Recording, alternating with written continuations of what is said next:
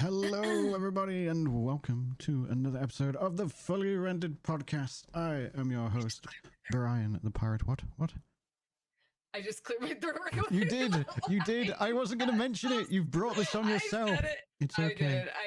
I'm just apologizing. Sorry, guys. It's okay.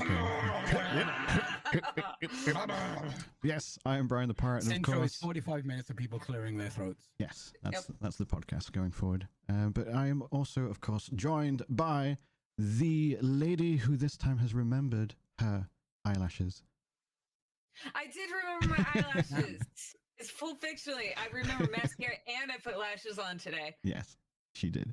Congratulations. Oh yeah, last episode you're like, I forgot to do this very important thing.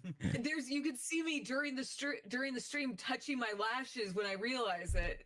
The bit that makes me laugh, because obviously I have to rewatch it when I'm editing it and stuff.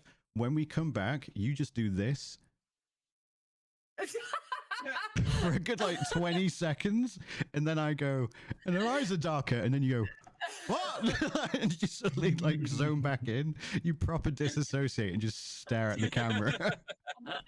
Really tickled me. I think I was trying to do it on purpose. Sometimes I do that to just like try to see if I can unnerve people. I do it to my husband all the time. Fair. But of course, I'm also joined by someone who occasionally wears eye makeup. Not for a while. It's agitating my eyes. I don't know what happened. Oh. Yeah, I need new stuff. Maybe. Perhaps. I actually do need. I like the stuff. really recommendations. smudgy stuff. So I can give you some recommendations. Okay. I just buy Well, Rimmel. hit me up later.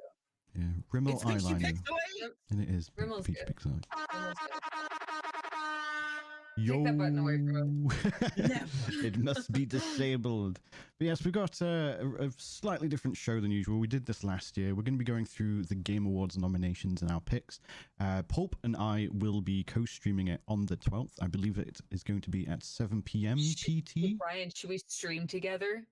Yeah, well, that's what we're. Oh no, actually, like using Stream Together. Fuck that. No, no.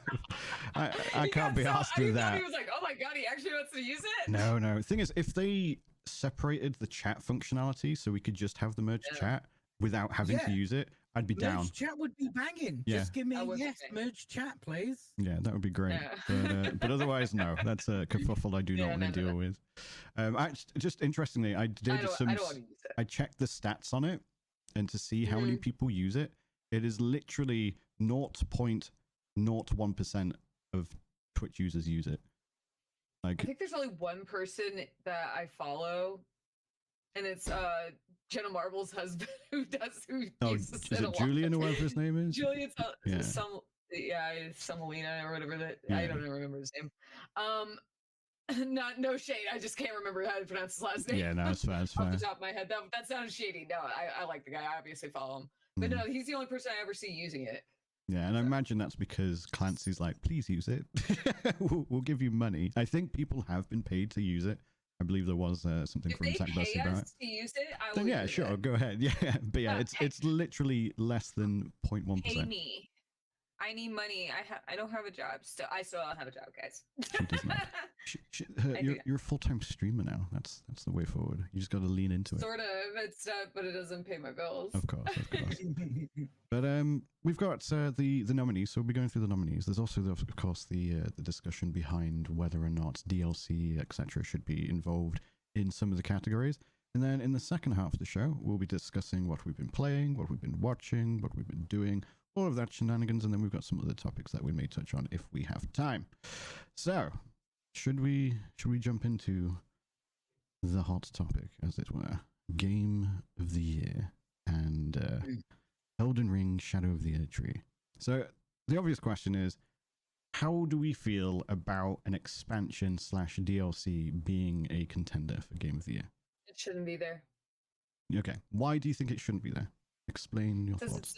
Because it's not a game. It's an expansion to another game, so you can't even play it as a standalone. You need to go through so many hoops. It's only 2 bosses, but you do need to go through a certain amount of hoops in order to get to it, and it's just an add-on to another game. And and I've seen someone describe it as like it's an add-on to a 2-year-old game, and it's like, yeah, that's is it 2 years old? When did it? Yes. I believe so. Yeah. I think 2022 was. Either way, Mhm. does like not really the point.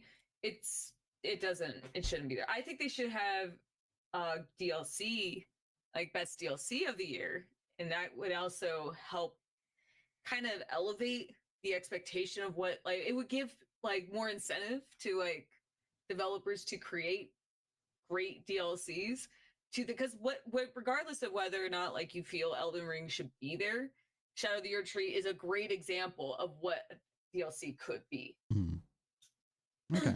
Or can't be. So you mentioned an interesting thing there where you suggested there should be another category. And I want to touch on that later when I explain my thoughts behind it. But first, Peachy, Sure. What do you think and why? I think it should be there, and I will tell you for why. DLC can be great. DLC can be terrible. Imagine you can win Game of the Year because you make a banging DLC. Okay, you buy a game, you love this game, it's so good, and you played it and you've done it. And then they release Shadow of the Erdtree, which is the game again, right? Another game like they did with Factorio. It's another game again, built on this engine that is already done. The engine is done, the game has been made, and they understand it, and then they add to it with all this content that is really good. Otherwise, it wouldn't be in contention for Game of the Year. Kind of revitalizes it. It Well, does. it gives you, as a developer, it gives you another reason to make good DLC other than just, oh, we can make an extra 20 quid. Okay. We can go all out because this is seen as a large DLC. Because there is some DLC that you get a hat and a mission. Yeah. You know what I mean? Yeah. And then there's DLC that goes, wow. You know, it's basically that's game. what I'm trying to say is that regardless of whether or not we agree that it should be there, Shadow of the Erdtree is a great example of what could be done with DLC because it's $40. It's not just a DLC, it's a full expansion. Yeah. So you can look at it like that.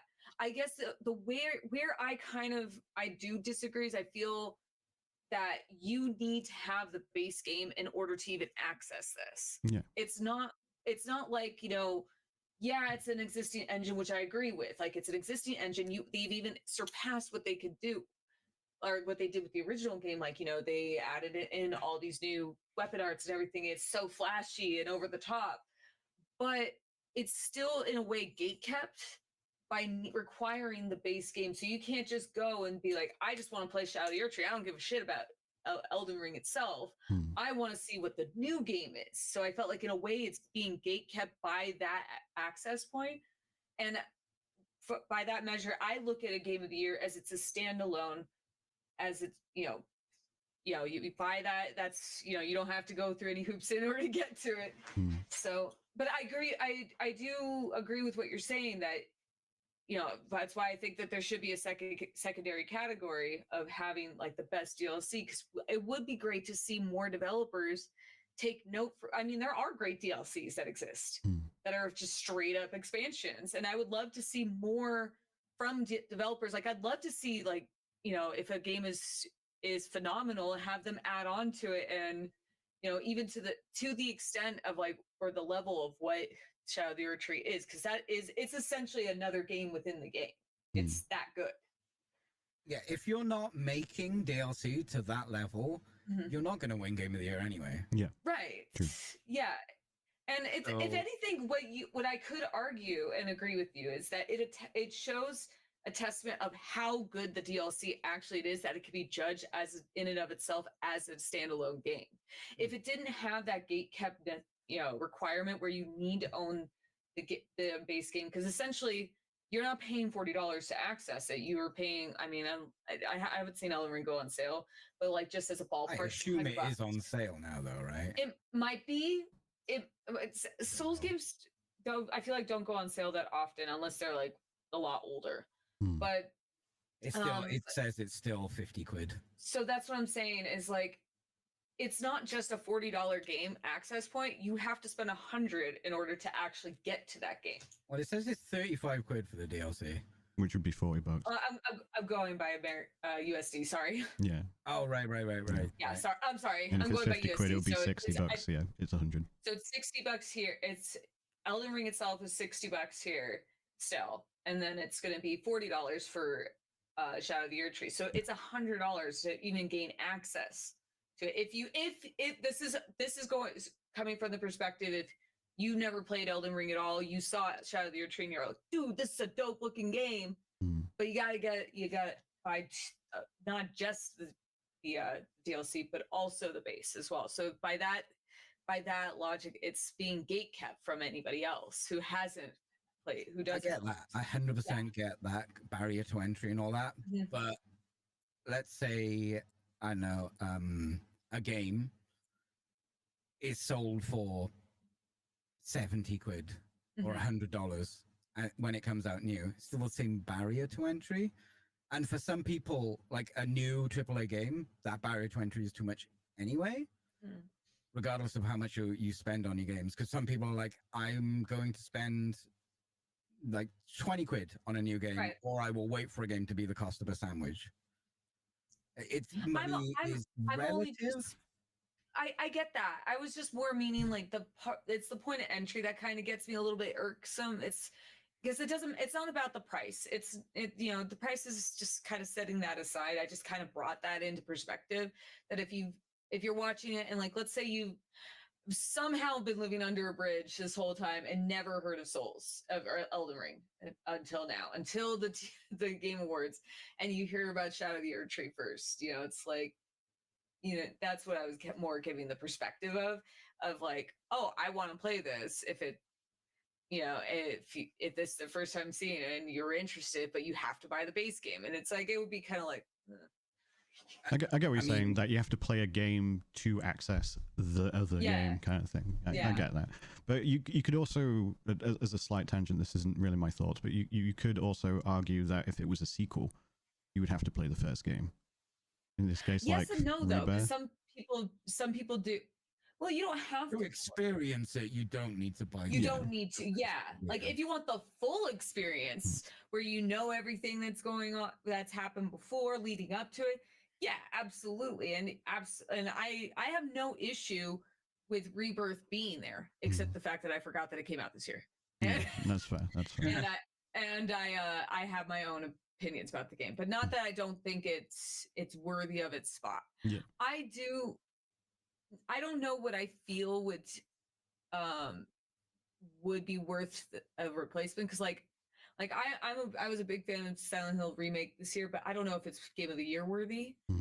So like I don't know what would take the spot. And I know like when you really think about it as how groundbreaking Shadow of the Erdtree was when it came out, when it released, that was a huge thing on Twitch. Like everyone was streaming it. Yeah.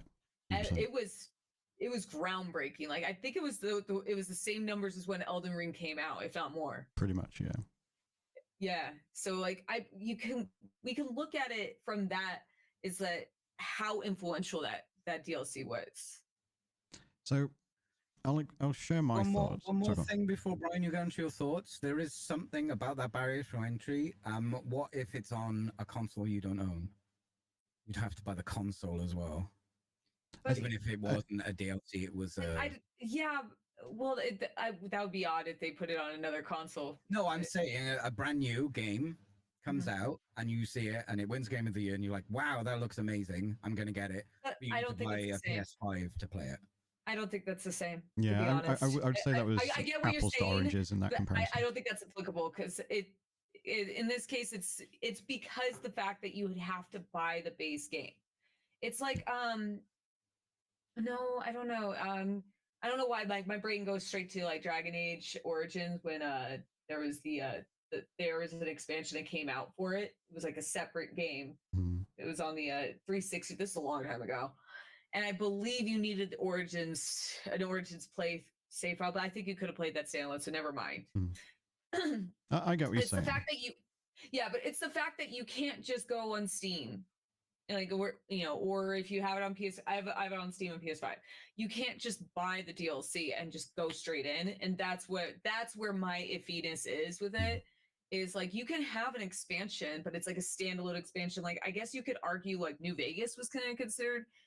Like it was originally supposed to be an expansion for Fallout 3, but then it became its own standalone because it was you could you don't have to play Fallout 3 in order to access it.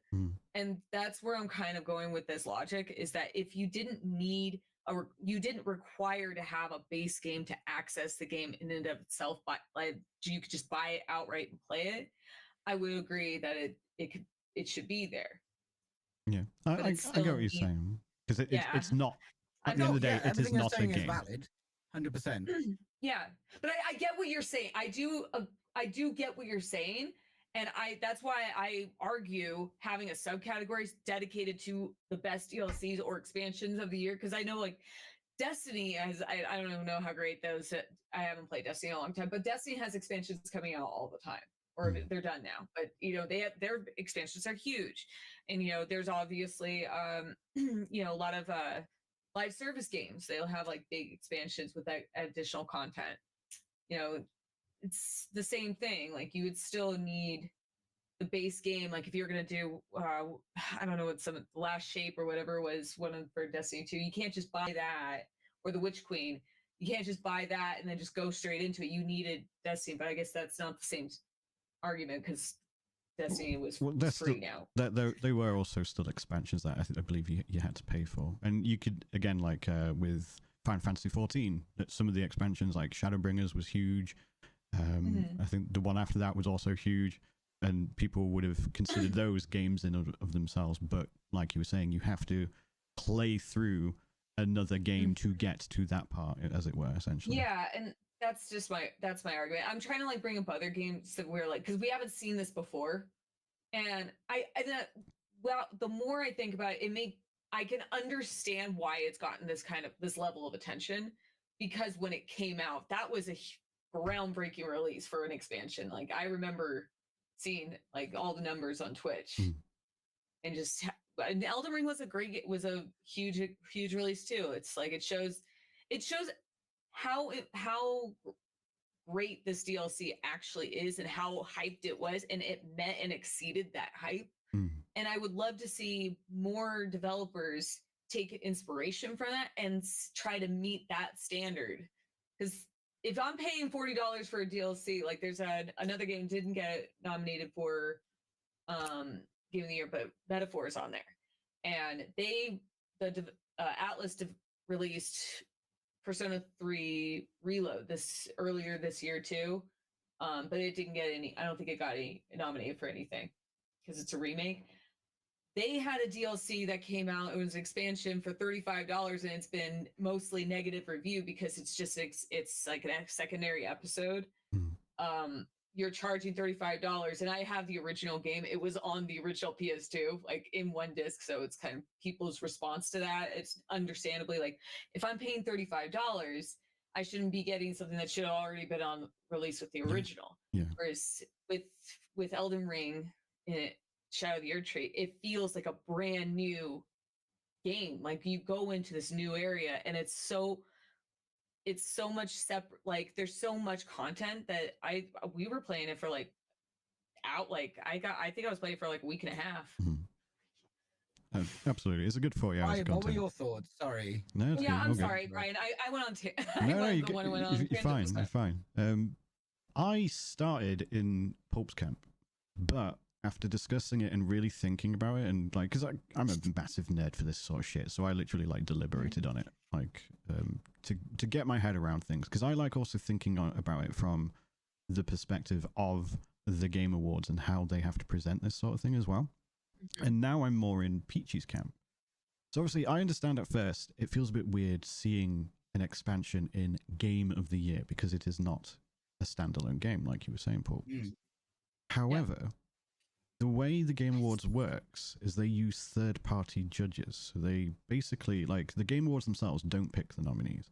They pick the judges and go, do you want to be a judge? And then IGN turn around and go, yeah, sure, mate. And then they go to SkillUp or Alana Pierce and YouTubers and stuff. Do you want to be a judge? Yeah, sure. And then they go, who do you want nominated? And apparently, so many of these third parties, there's like hundreds of them, thought that Elden Ring was so good that it deserved to be put up for nomination. So all these people are like, it feels like its own game, like you were saying. It's at least 40 hours. It's, you know, it's massive. So that you've got that sentiment first already. Then you've got the fact that if you were to create another category, there's a bunch of problems that causes. Because Game of the Year, as subtitled on the screen, is recognizing a game that delivers the absolute best experience across all creative and technical fields, regardless of genre. Whereas if you make any other category, you have to give it specific things that it has to attain. What makes the best DLC of the year? Is it the size of it? Is it the technical feats? Can you compare the Erdtree to a Gran Turismo expansion? You know, there's lots of like smaller things that you have to take into consideration. And if you make it ambiguous like Game of the Year, which is regardless of genre and all that shit, does that then take away from Game of the Year that there's now a second ambiguous category? Then you've also got to think of time constraints of the show. They have to either remove another category or pay even more to make the show longer, which could make it for a poorer viewing experience and things like that. So like thinking of it from the business perspective as well. So it's like, okay, do you maybe have multiple categories, and in those cases to cover like best expansion because of size, or best expansion because of amount of content, things like that? What criteria would have to be is just the level of quality. That it doesn't have to be a 40-hour expansion. Yeah, but how do you measure that quality? Like what would be what would fall under the quality for you? I mean, it doesn't meet the same standard as what the base game has already or like does it enhance your experience of the base game? The thing is, you can have like the highest quality weapon skin and hat, right? And it could be the best someone could make, but nobody's voting that for Game of the Year sort of standing. Yeah. So eventually, I don't want to speak for Bryan. But no. It's no. I get what you're both saying here, because like I'm trying to think of, because I'm just thinking on the fly, because I would like to see, because I already brought up an example, like there was another game I bought, and you know the DLC was just like I didn't even buy it, or the expansion. I was like, fuck that, I'm not spending $35 for something that should have been already in there, and it's just like a bunch of skins and stuff for that same argument's sake. It's like, there's all the like that isn't gonna win, right? No, and like, but that's how you. I mean, obviously, your mileage may vary as to what you think is valuable for your dollar when it comes to DLC. And from my perspective, it would be what would enhance my experience, either add on to the original base or give you a new experience altogether, like Shadow of the Erdtree, where it's like it builds on to the game, where it creates a richer experience. And sure. That's why I said your mileage may vary. Maybe a skin will do that for you. Maybe that's all you needed was you got this kick-ass hat. It's an enhancement. It's an enhancement, and of course, you could argue and you could go based off the same strategy, like of having third-party judges, vote their own. But I mean, I do get what you're saying, right? That it was voted in. It was so overwhelmingly influential that it was unanimously nominated. So much so that they changed the rules. I'm also a shipper, and I've been saying consistently that I hope it wins, primarily because I know it's going to piss people off. Yeah, true. Yeah, eventually. But at the same time, like if it won, I wouldn't be upset either. Yeah, because of all the Game of the Year nominations, we were talking this before the show. I played all but 2 games. I didn't play Astrobot and I didn't play Balatro. I'm not really into cards, and I didn't know about Astrobot, and I honestly don't think I'm interested. No offense to it. It's just for me. But I did play the what is it? There's 6. Black Myth, 6, Elden Ring, Final Fantasy, and Metaphor. I don't think Metaphor is going to win. That's the point.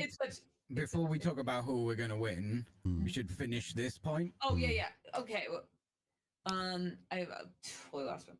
Oh, but anyway, I wouldn't be upset because of how well done it is, and that's why the way I even speak highly of Elden Ring is exemplary of I guess why these judges nominated it in the first place. It is that great of an experience. It was that memorable of an experience. Yeah. And it's something that I would just personally, my idealistic my reasoning for suggesting a secondary category is I would like to see this from more developers, just like how when Baldur's Gate swept the awards, and we all agree unanimously that this should be a standard that developers should want to strive for. We could see how just how well done, how well received Baldur's Gate 3 was. So the same, I'm offering that same expectation for other developers. Like, look at, if you want to create a DLC, and we're not talking skins, we're talking like you want to add on to your game, make a new scenario, make a new experience that will make it a richer experience for your player base, that you want to enhance it, that make the game even more memorable than it already was. Like I know Eliza P has one that's coming out soon. I don't know what to expect from that, but I would hope that it's something that I enjoyed that game so much that it would not only make me excited to play the game, but also it almost would want to inspire you to go through it again and experience it more than once. 100%. There is a plus side to this as well. That if you can get an award as prestigious as Game of the Year, that is the award, right? Game of the Year, that's the award. If you can get that from a DLC, publishers and developers are less likely to carve stuff out from their main game and then sell it later if they know they can get maybe a second Game of the Year out of their one game. So that could be an upside to having them. No, and that's basically what I'm saying is, like, if anything, even if it's not like, not every, there's those reasons for not wanting to have another category, we can also draw from this that what Peachy just said, that other developers and publishers can look at this as an example of like, hey, we can actually not just profit further from our games if we just add on to them in a very but you have to, add on to them, but also here's an example of what a good add-on looks like. It's not just like you already, like as you said, there's the engine was already there. There wasn't much they probably had to do besides like create new environments. And they can concentrate on making the stuff, the content, rather than exactly. The game. So if they were doing a sequel, they've got to do a lot of that stuff all over again because people expect different things. Yeah, but also it would look better if it's, instead of marketing it as a sequel, like if let's just like put this on, spin this in another way. If Shadow of the Erdtree came out as Elden Ring 2, I'm pretty sure some people wouldn't complain. But think back on when you played a game like one that pops in my head is Knights of the Old Republic 2, where it was essentially the same game all over again. It was developed by Obsidian, but there wasn't enough new things to it that made it stand out as a sequel. It felt more like an expansion, if anything. And there's a lot of games like that or a lot of developers will do that. They'll make it a sequel, but there's not enough changes that sets it apart from the original. It becomes like a 2.5 or a 1.5. Yeah, and I can't remember, like there's games I've even said that about where it's like, this kind of feels more like an expansion than a sequel. Yeah. And that's something that, if I want to look at this, I try to be as very objective, pragmatic as possible. Yeah, objective and pragmatic about stuff like this as possible, because like I'm not super aggro about it being there. I don't think it should be there for the reasons I stated, but I can see your point and I can shift my opinion a little bit. And this is opinion-based show, so yeah.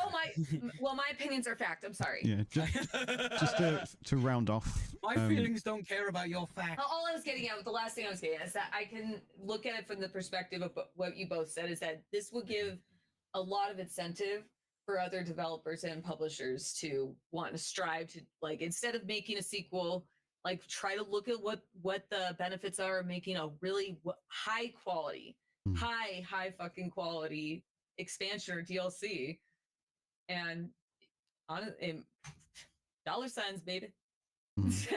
I mean, just to round off like my final point, I think they've made the best decision with what they can do without completely rehashing the show and having to come up with benchmarks for, because every category outside of Game of the Year has certain specific things it has to hit.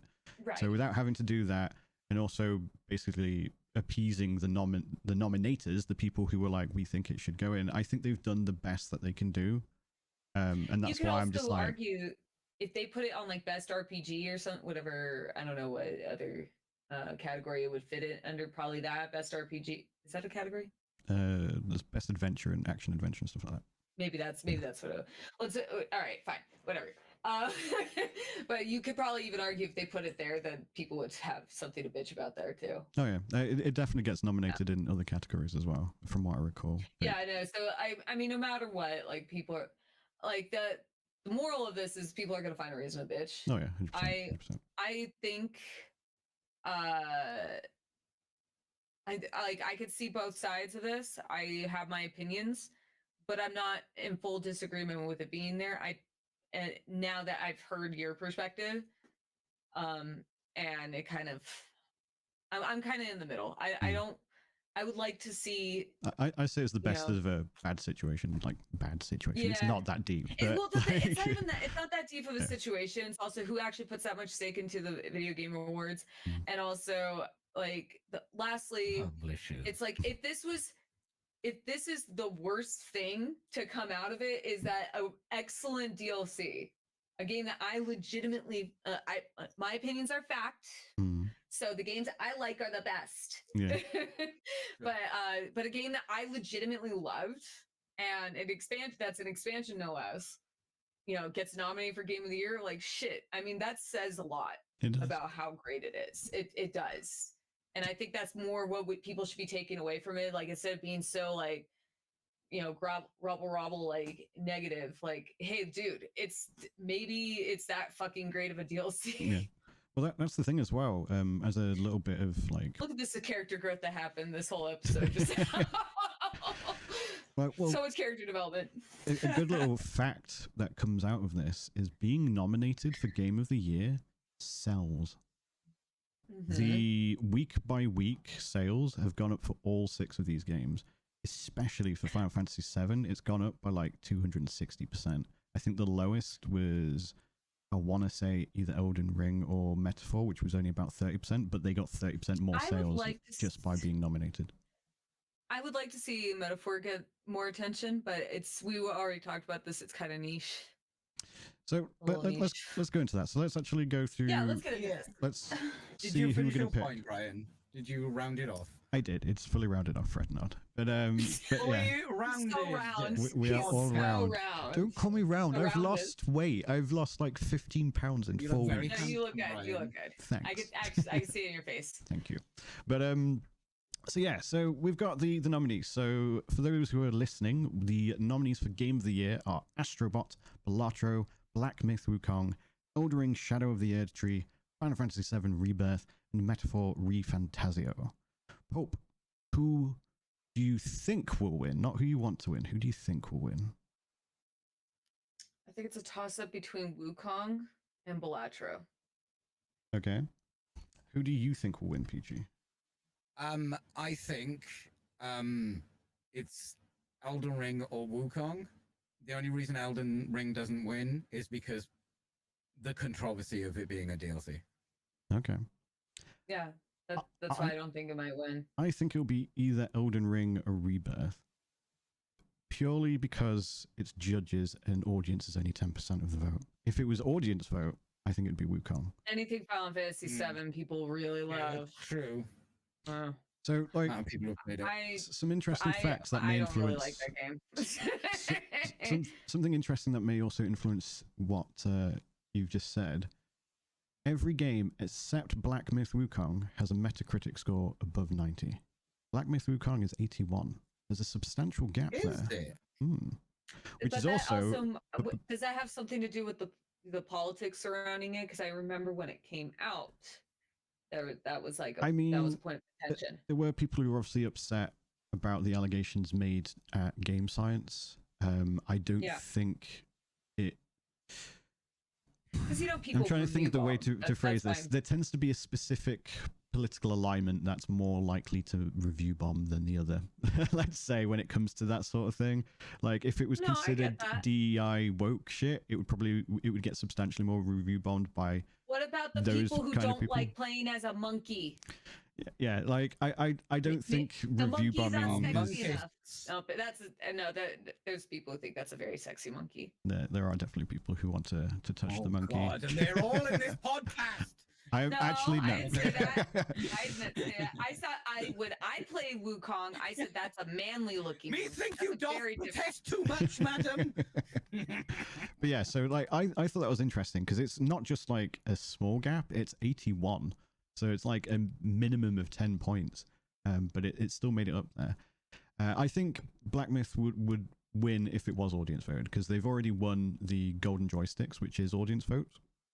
And the reason for that is just because so many people fucking played it. It's one of the most played games this year. It's crazy that it only has 81 Metacritic because when you look at Steam, it's like the sheer amount of reviews for a game that not like I don't know what Game Science did before. It's just it's as far as I'm aware, their first game. It's their first PC game. They did mobile games first. So so for their first big title, overwhelmingly positive. Yeah, that's what I'm referring to. 163,000 votes. That's why I think. Insane. Yeah. I think it's sold gangbusters, mate. Wukong will win. It's more. I'm looking at sheer numbers here. They made bank, bro. Yes, they made a lot of money, and not only that, it was actually pretty reasonably priced too. I remember that. Yeah. It was like 50. I think. Yeah, it's 50. It was a little less. That's how much games should cost. Yeah, I agree. And not only that, like for just the price, and there's next to no bugs in it. Like I haven't come across any. If there are, that's why I say next to no. If there are any, no, I'm not gonna speak in absolutes. Of course. But like it's fun to play. It looks beautiful. It's intuitive as fuck because like all the boss fights are very unique. There are 1 million reviews altogether. Yeah. It was massively successful. It's huge. So if there is one game, the reason why I say between Black Myth Wukong, I look at numbers there and also just reception. Balatro just like swept. Like I have no interest in Balatro personally. I don't like gambling. I don't like cards. I just don't. They don't make sense to me. I'm a woman. They don't make sense to me. I kid, but not really. I don't have any interest in it. So that a game like anytime I see something that's like, oh, it looks like a casino or like some kind of like game that's revolving around playing cards, besides Triple Triad. Thank you. I just kind of like hand wave it off. But I've seen that game everywhere. Oh yeah. Yeah. Balatro is very popular. It's everyone's toilet game. If you go for a shit, you're playing Balatro, basically. Absolutely. Yeah. So like I think just based off of how much it swept and like very quick, like it feels like it came out of nowhere because I just all of a sudden I saw it everywhere. It was definitely popular at the time of its release, but again, that was more of amongst journalists and the like. Yeah. But can I read to you a review? It would be Wukong. Of Wukong. Sure. Fucking scripted piece of shit I've ever played. You can't finish this game with your own skill. Scripted vomit of homeless man. If it's going to be game of the year, that is the end of gaming industry. The most You're a homeless man? Is that what he said? Yep. The most laggy, glitchy shit ever. Story is good. Story's good though. That person didn't play the game. Yeah, that person did not. How many hours has that person got on the game? You should say on the review, right? 44 hours, 42 at review time. He must have been playing it blindfolded. He might be. Brian, there's also contrarians everywhere. True. There's just all they do is like, this is popular. The reason I also say it is because again, to reiterate, the audience only contribute 10% of the vote at the Game Awards. And it's all done by judges. And one of the main reasons I don't think Black Myth is going to win is because Elden Ring exists in this category. Black Wukong was hyped for having... I'm going to take a look at Elden Ring then. Well, Black Myth Wukong was hyped for having great graphics, great combat, and great art style. And art style you don't really see, obviously, it covers Chinese culture. We very rarely get Chinese games. It's usually Japanese or Korean. Mm-hmm. The two major complaints were no map, so exploration was confusing because you constantly got lost. And the story, no one knew what the story was because you were basically... Bryan warned me of that, guys. Yeah. And then when I streamed it, the amount of times I would just I would wander off not knowing. And I remember he came in and he's like, there's a whole area that you didn't even look at. I was like, what? Yeah, like, what? Where is that area? But yeah, so like you get lost really easy, so exploration doesn't feel that great. And also the story, basically, you have to be reliant on knowing Chinese myth and legend, or at least Journey to the West. If you didn't know any of those things, you basically struggled to follow the story. Shadow of the Erdtree has about 80,000 reviews. Yeah, but mostly positive. But again, 80,000 reviews. Yeah. Mm-hmm. Let me look at the other one. I said this before. Journalists should have the weight of a review. It is their job, and they can play everything. Yeah. Where most of us can play this and that, and not everything. Right. Yeah. And in contrast, Elden Ring, played by journalists, liked the combat, the art style, the graphics, the same three things that they like about Wukong, but they also like the exploration. It's one of the best things about Elden Ring. And of course, the story, yes, it's told to you in a different way compared to conventional games, but it's a lot easier to follow because you're not reliant on having to know an entire ass culture. Do you know what I mean? So yeah, because they Elden are 90% of the vote. I would also add on. Go on. But this isn't at the same, because it's like Wukong was in the span of 1 year, but Elden Ring has 722,000 in total on Steam. Yeah. Most recent are overwhelmingly positive, rounding up 9.5K. So just yeah, go ahead. Sorry. No, it's all good. I just wanted to give I wanted to compare numbers with, since Peachy pulled up Wukong. Yeah, numbers. I just wanted to give some perspective. 100%. There's going to be less than originally bought in, because I won't be getting the DLC. I wanted to see the total too. Who do we think who do we want to win? See, that's a tough one, because I haven't played Rebirth yet, but if I had, I suspect that would be my pick, because Final Fantasy VII is like what turned me into a gamer, essentially, that and Diablo 2. Yeah. I haven't played Astrobot yet, but everyone that I've come across that has said it's like the most fun they have ever had. Like it's literally just a game where they just have a fuckload of fun, and they haven't got a single bad thing to say about it.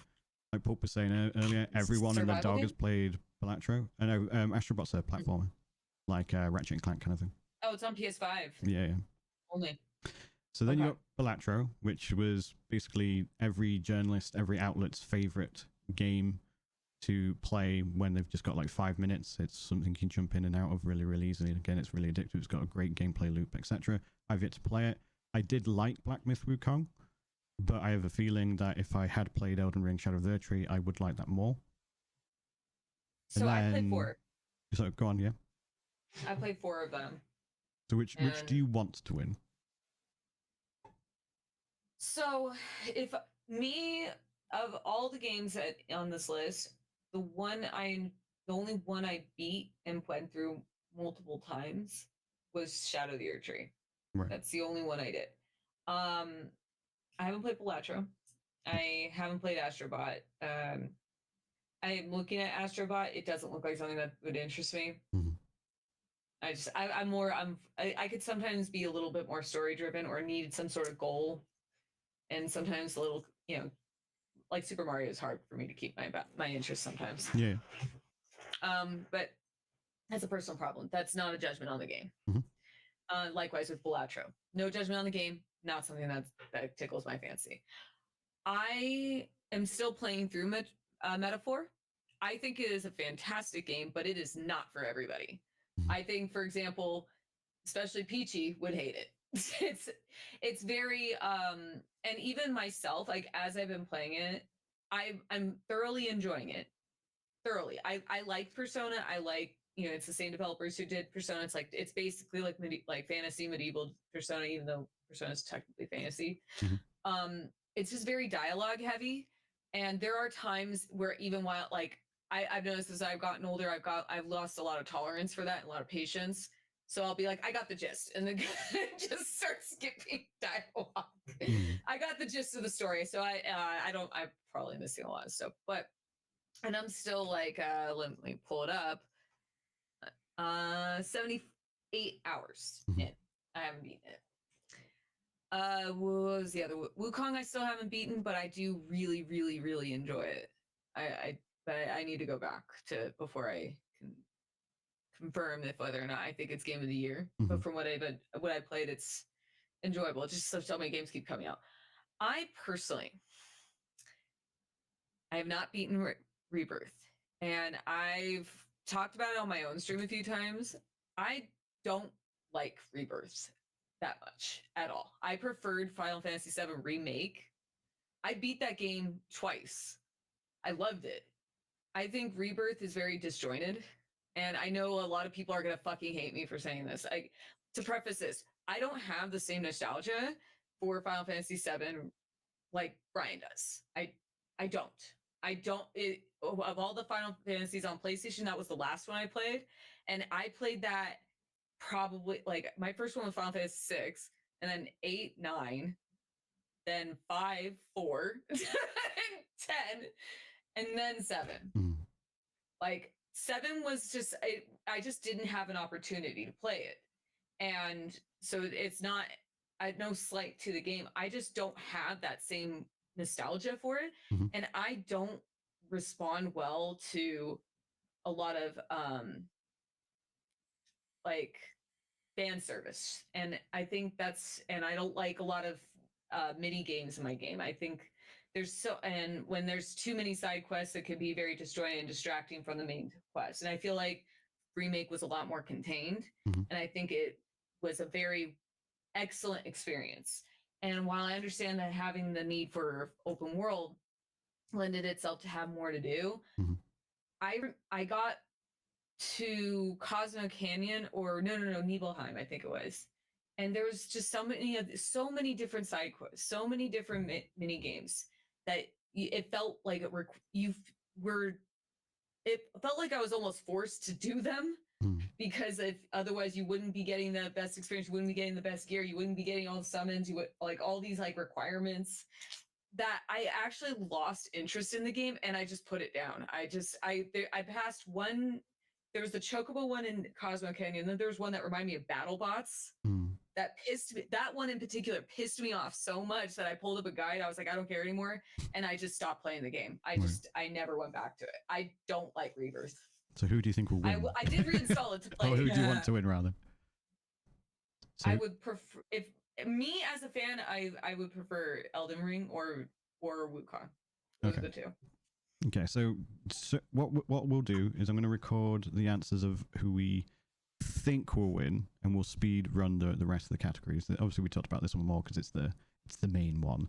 So yeah, sorry, I really have feelings about it. all good. So just one more time. Please now. Don't hate me, guys, too much. No, not at all. So now that we've obviously added perspectives, who do we think will win now? And again, just a reminder: 10% is audience vote, 90% is the judges. Final Fantasy VII. Okay, Peachy.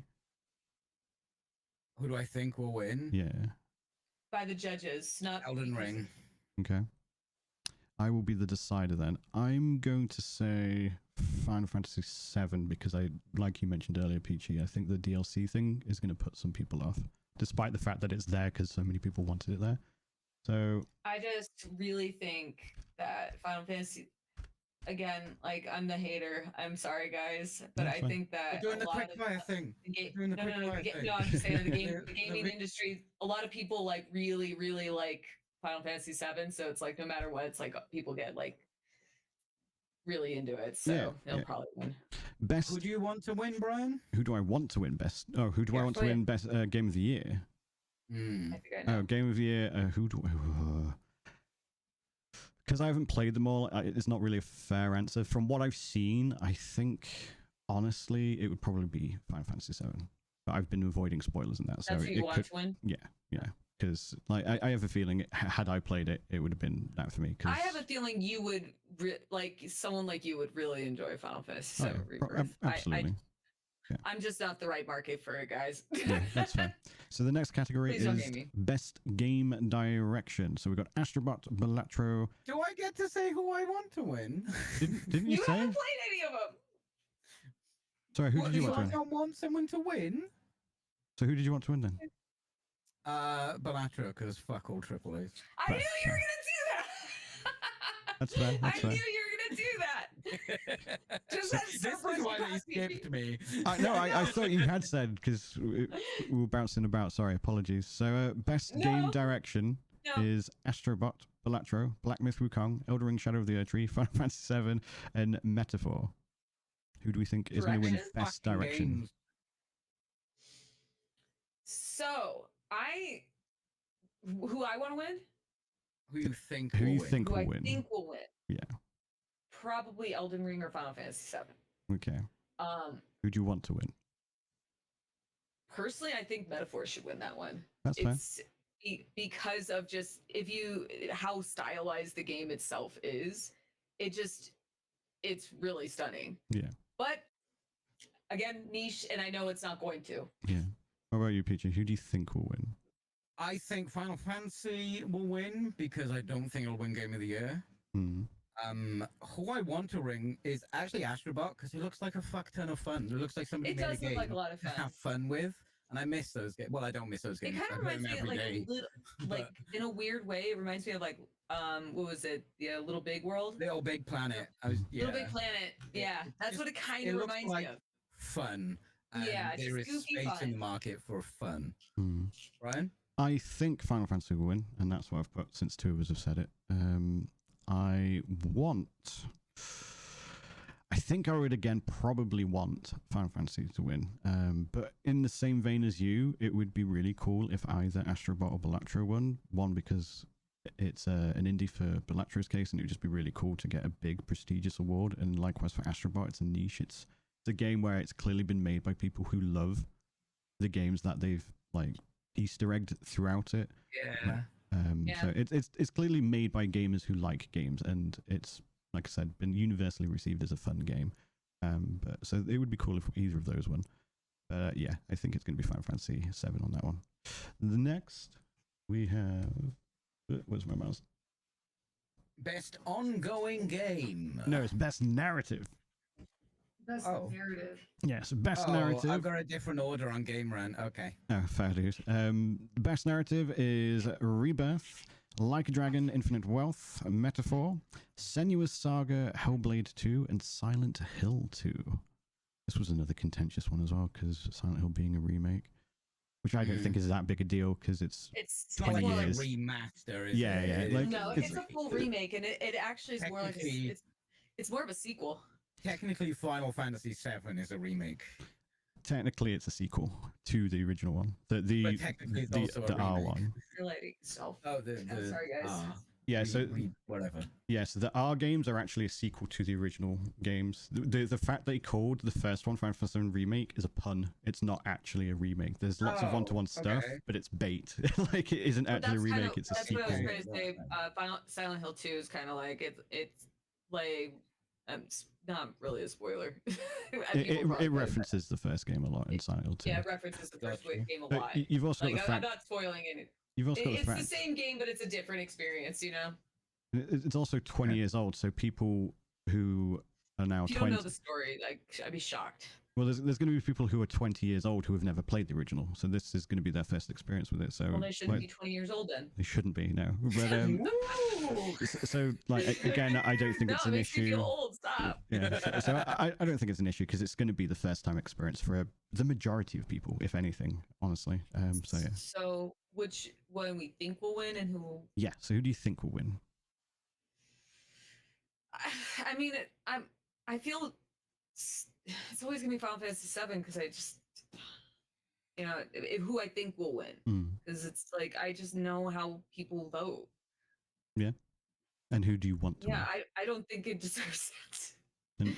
And I would like to see Silent Hill 2 or Metaphor. I think we're talking what is this? narrative. So the Narrative, story. yeah. Those are like that's especially Metaphor. It's like very strong. It has a very strong narrative. Peachy. But again, if the games like that don't win. You may be surprised. It is doing like the fact that it's in these categories means that judges did like it and they have been speaking highly of it, particularly like the political side of the storytelling and stuff. But Peachy, they're both the same. So I think Hellblade 2 will win Best Narrative. Okay. And I want Hellblade 2 to win Best Narrative. I want to play that game. Very interesting take on humanity. Okay. So I've been wanting to play that one. I missed it. I'm the decider. You played the first one? I played the first one, yeah. That's why I want to play the second one. Okay. So, did you play it? Yeah. He was a fan. I did want to, and then I was like, "Oh, I'm glad I did." Yeah, because you didn't say anything about while you were playing it, so I didn't know. Mm-hmm. So, who I think will win for narrative again? Because I haven't played it, I can, because I've been avoiding spoilers, like obviously massively about Final Fantasy Rebirth, and I know that they're going to introduce a bunch of whole new shit. Because as I said, it's a sequel, and the idea is it's going to be timey-wimey alternative universe bullshit kind of thing. So I don't want to say anything. I suspect the best narrative is going to be Rebirth. Who do I want to win? Honestly, I would like Silent Hill 2 to win because horror just doesn't get much of a showing. I want to see Silent Hill 2 to win the most because horror really needs to start getting more recognition. We've been getting really good bangers of like, even though there a lot of them are remakes. Resident Evil's been doing super great. Dead Space. Now Silent Hill 2, it's like I want to see them get more recognition. But yeah, 100%. Next category: Best Art Direction for outstanding creative and/or technical achievement in artist design and animation. Astrobot, Black Myth, Wukong, Elden Ring, Shadow of the Erdtree, Metaphor, Refantasio, and Neva. Who do you think will win? Elden Ring. Elden Ring, okay. And who do you want to win? Elden Ring. Okay.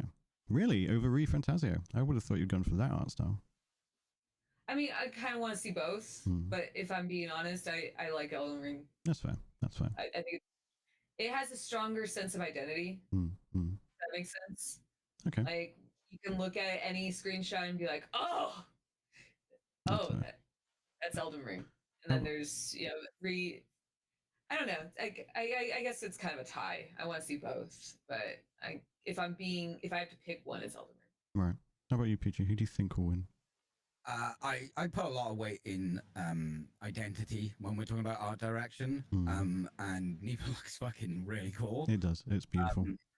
Elden Ring is really pretty, but I think Black Myth visuals are just kind of fucking perfect. Yeah. Even though I'm not really interested in playing the game, I enjoyed looking at it. Yeah, 100%. So, yeah, I think it might be an Elden Ring wipe. That's where I think will win. But I would want Wukong to win. Okay. So I think Wukong will win. But you two have gone for Elden Ring, so I'm going to put Elden Ring down as our prediction. But yes, I think Elden Ring will...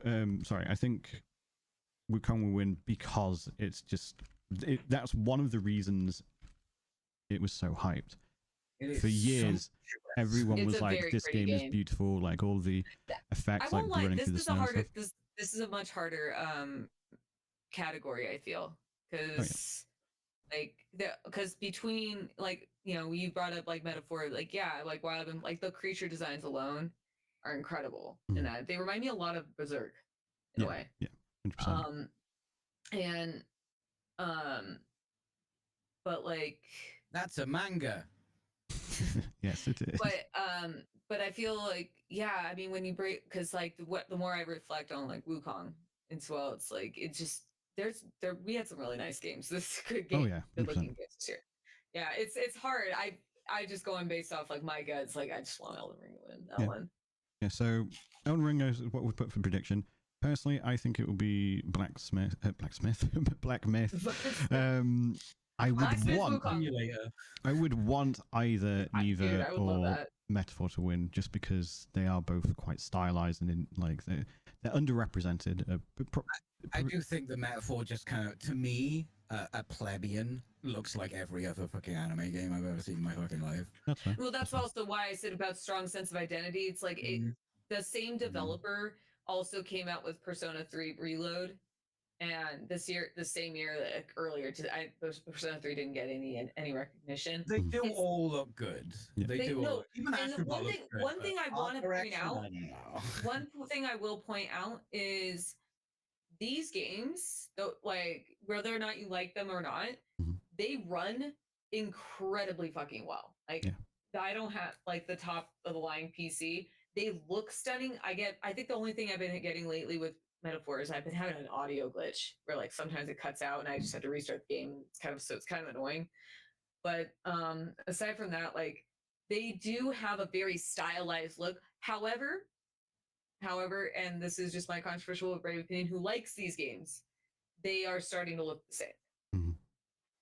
Metaphor has its own standout, though. It does stand out from the others because it's not Persona, but my first thought when I played the demo was, this is just Persona in a fantasy setting. That's fair. We'll go on to the next category, and we're going to definitely speedrun these for time. So, best score in music. Neva's pretty too. I just looked at it. Yeah, sorry. Neva's very, very pretty. So, speedrunning these. Best score in music for outstanding music, inclusive of score, original song, and or licensed soundtrack. Best porn if you prefer. So it's Astro, Final Fantasy VII, Metaphor ReFantazio, Silent Hill 2, and Stellar Blade. Pulp, who do you think will win? Music? Yes. This is when I want Metaphor. Best score, yeah. Who do you think will win, Gregorian chant, like the chanting, like the music in that game is fantastic. But who do you think will win? Who I think will win? Final Fantasy. Right. Okay. But you want Metaphor to win. Peachy? I want Metaphor to win, dude. Like the battle theme alone has like monks chanting in it. Yeah. It's really cool.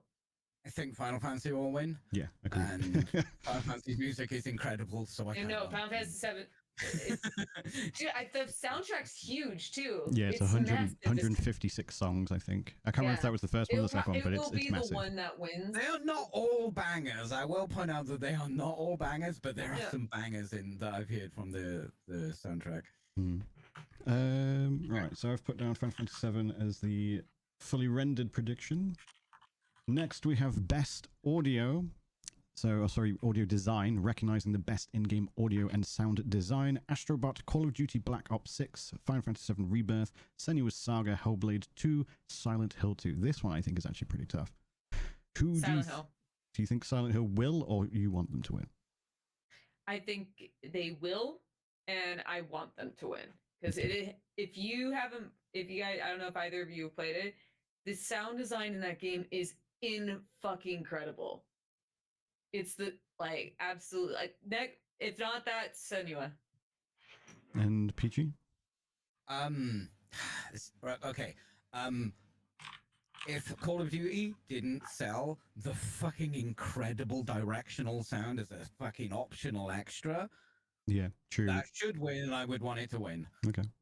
But they're out because what the fuck is that shit? You have to pay like $20 for an equalizer, isn't it? Something stupid like that. It's really silly that they've sold it separate because it's really cool. Like you can tell where shit is coming from. It's incredible tech. Yeah. Why have they sold that separately? It should be part of the game. Yeah. Oh, really? It's not for everyone. It's an additional thing. Like if you've got shit headphones, they're like, buy this and it will work with your shit headphones. It's basically paying for like an equalizer. It's really weird. I mean, from what I know, one thing I do know about Call of Duty is they've always had excellent sound design. Yeah. Like the guns. And the gameplay, which is baffling why they left it out from a DLC. Silent Hill, it's got a really creepy audio design, so I don't know if they're gonna.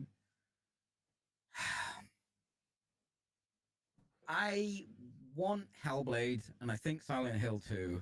because everyone is talking about how creepy just the atmosphere is. But if Call of Duty didn't do that bullshit, sweep for will win and who I want to win. Yeah. I'm honestly not sure who will win. I think it will either be Black Ops, Hellblade, or Silent Hill 2. Who I would want to win would probably be Silent Hill 2. Yeah, it's a really tough one. Sick with atmosphere. Yeah. It's very good. So audio design, fully rendered, have predicted. It's also the Silent same. Hill 2. It's also the same audio designer, or same guy for the originals too. Yeah. So it's the same team. Best performance. This is going to be fucking tough. Well, I think there's one here that I'm not that keen on, but well, it's not that I'm not keen. I just don't think they are on par with the rest. So best performance awarded to an individual for voice acting, motion, and/or performance capture. Brianna White, who is Aerith in Final Fantasy VII. Hannah Tell, who I believe is Chloe in Life is Strange Double Exposure. Humberly Gonzalez, who I believe plays the main character in Outlaws. I don't know what the character's called. Luke Roberts, who is James in Silent Hill 2. And Melina Name, who plays Senua in Senua's Saga. Who do we think will win? I think the girl plays the Senua. Right, Melina. And who do you want to win? I want Luke Roberts. I think his name is. Yeah. Peachy? Yeah. Okay, I know Melina Jurgens did do mocap.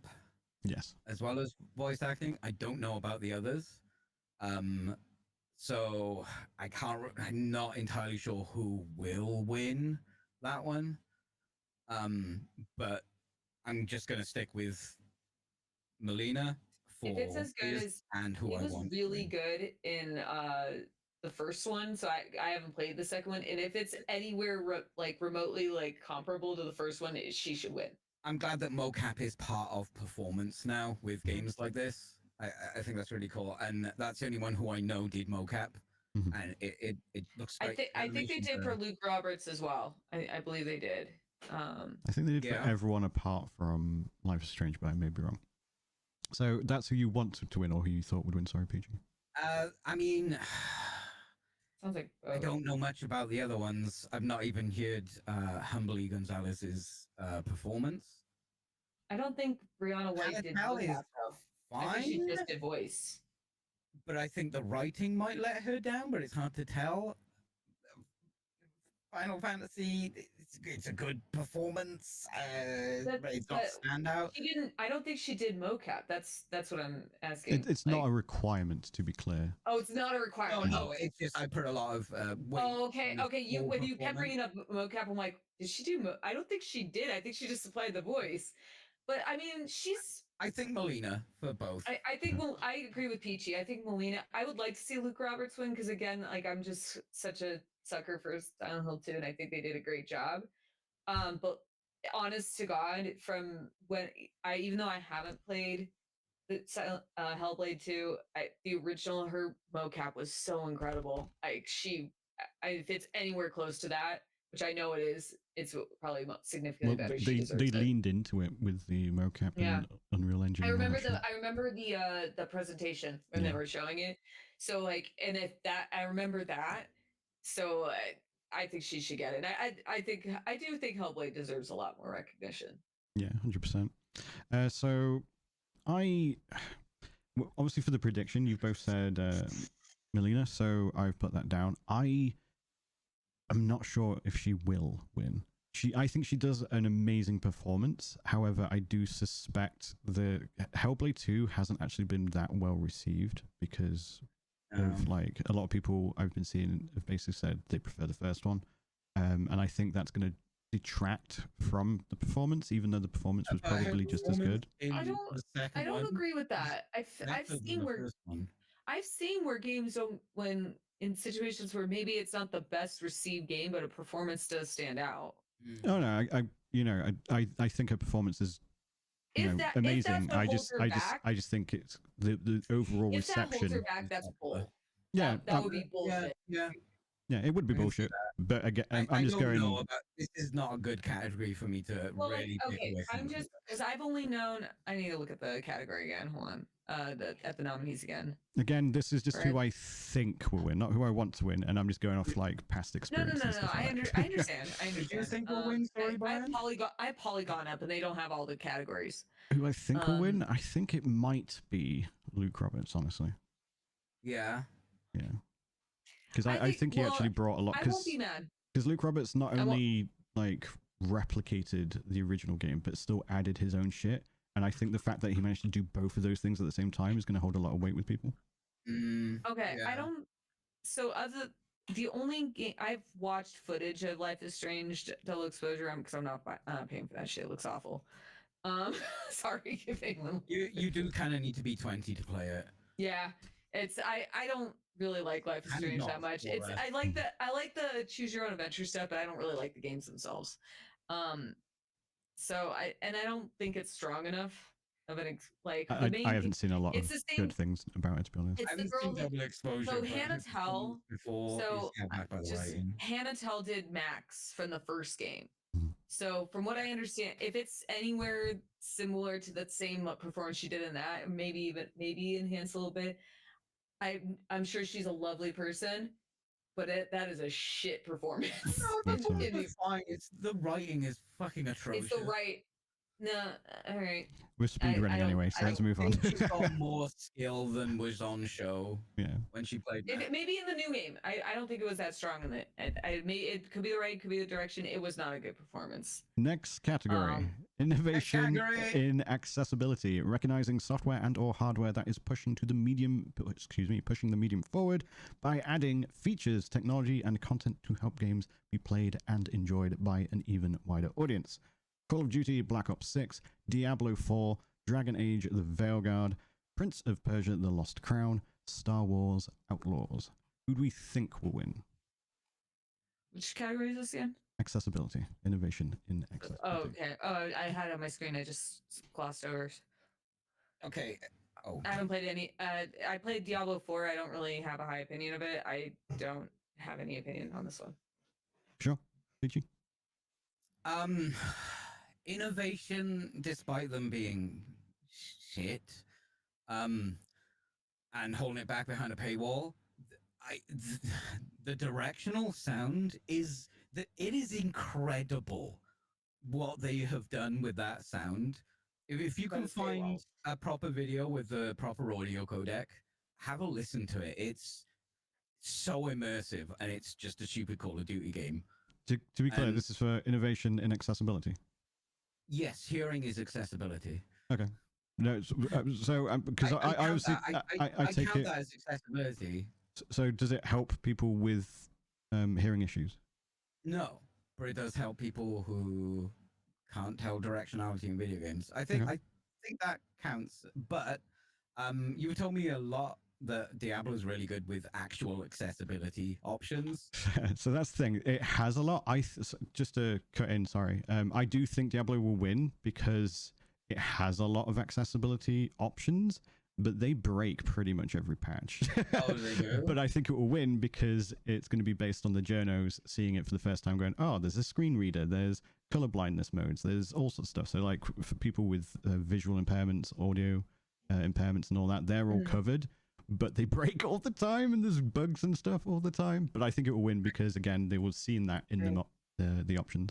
I haven't played. The only one I played was Diablo 4, and I didn't pay attention to any of the accessibility options, and I haven't played any of the other games, so I don't know. Yeah. So I think Diablo will win. But yeah, I guess I'll go with Diablo. For someone who is visually impaired, I think if you pay that extra fucking 10 quid or whatever it is, you're going to have a better experience if you're not as sharp with the eyes. Yeah, that's fair. So that's who I would want to win, even though it's bullshit with locked behind a paywall. Hearing and sight?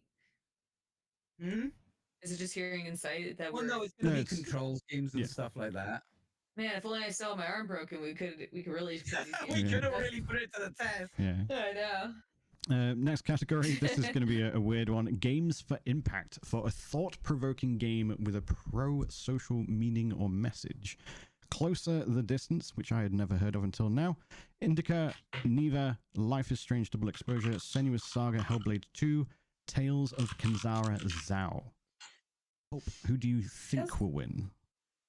Who do I think will win? Okay, I own Indica, but I haven't played it yet. And I don't have it. I haven't played any of the others, so maybe Neva or Help. I see. I don't know. I have That's no fine. opinion. If you don't know, that's fine. Peachy? I think Indica. It's a little heavy-handed in places, but sometimes that's needed for mass media. Did you play it? No, I just watched. I have it. I was going. Playing it. I was going to play it for Halloween, then I never got around to it. It tackles some. I don't want to spoil it. It tackles some really cool things that aren't tackled in games, and I think that's interesting. Even though it's quite sledgehammery at points, I kind of do want it to win as well. I do remember when it came out, like there was quite a few people streaming it, so like that's actually why I picked it up. So but I don't know. So I don't. Hear your thoughts, because I've not played it. I've just watched it. I'll play it soon then. And it's not that I think, oh, that's great or anything. I just think it tackles things that aren't traditionally tackled in video games. That's cool. Okay. Really high level with some sledgehammer going on there because we're gamers and we're stupid.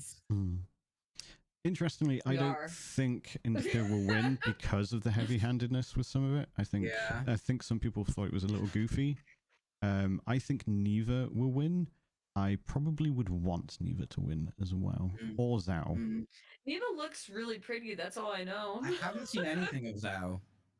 It's a platformer. I don't even know what it's tackling. So the guy who I always forget his name, but the guy who did the voice. I remember when that was announced. Yeah, so the guy who did the voice of the main protagonist in Assassin's Creed Origins, I think that was the Egypt one. He then went on to make his own like game studio, and this was his first game, and it's basically based on by his dad or something.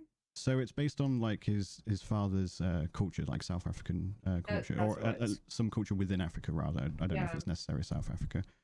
So it does cover a very undersold or undertold, if anything, culture and topic. But I don't know if a lot of people have actually played it, including judges. So I think it'll be Neva. I kind of forgot about it. I remember seeing the art style, and I was like not too interested in that. But that's just me being shallow.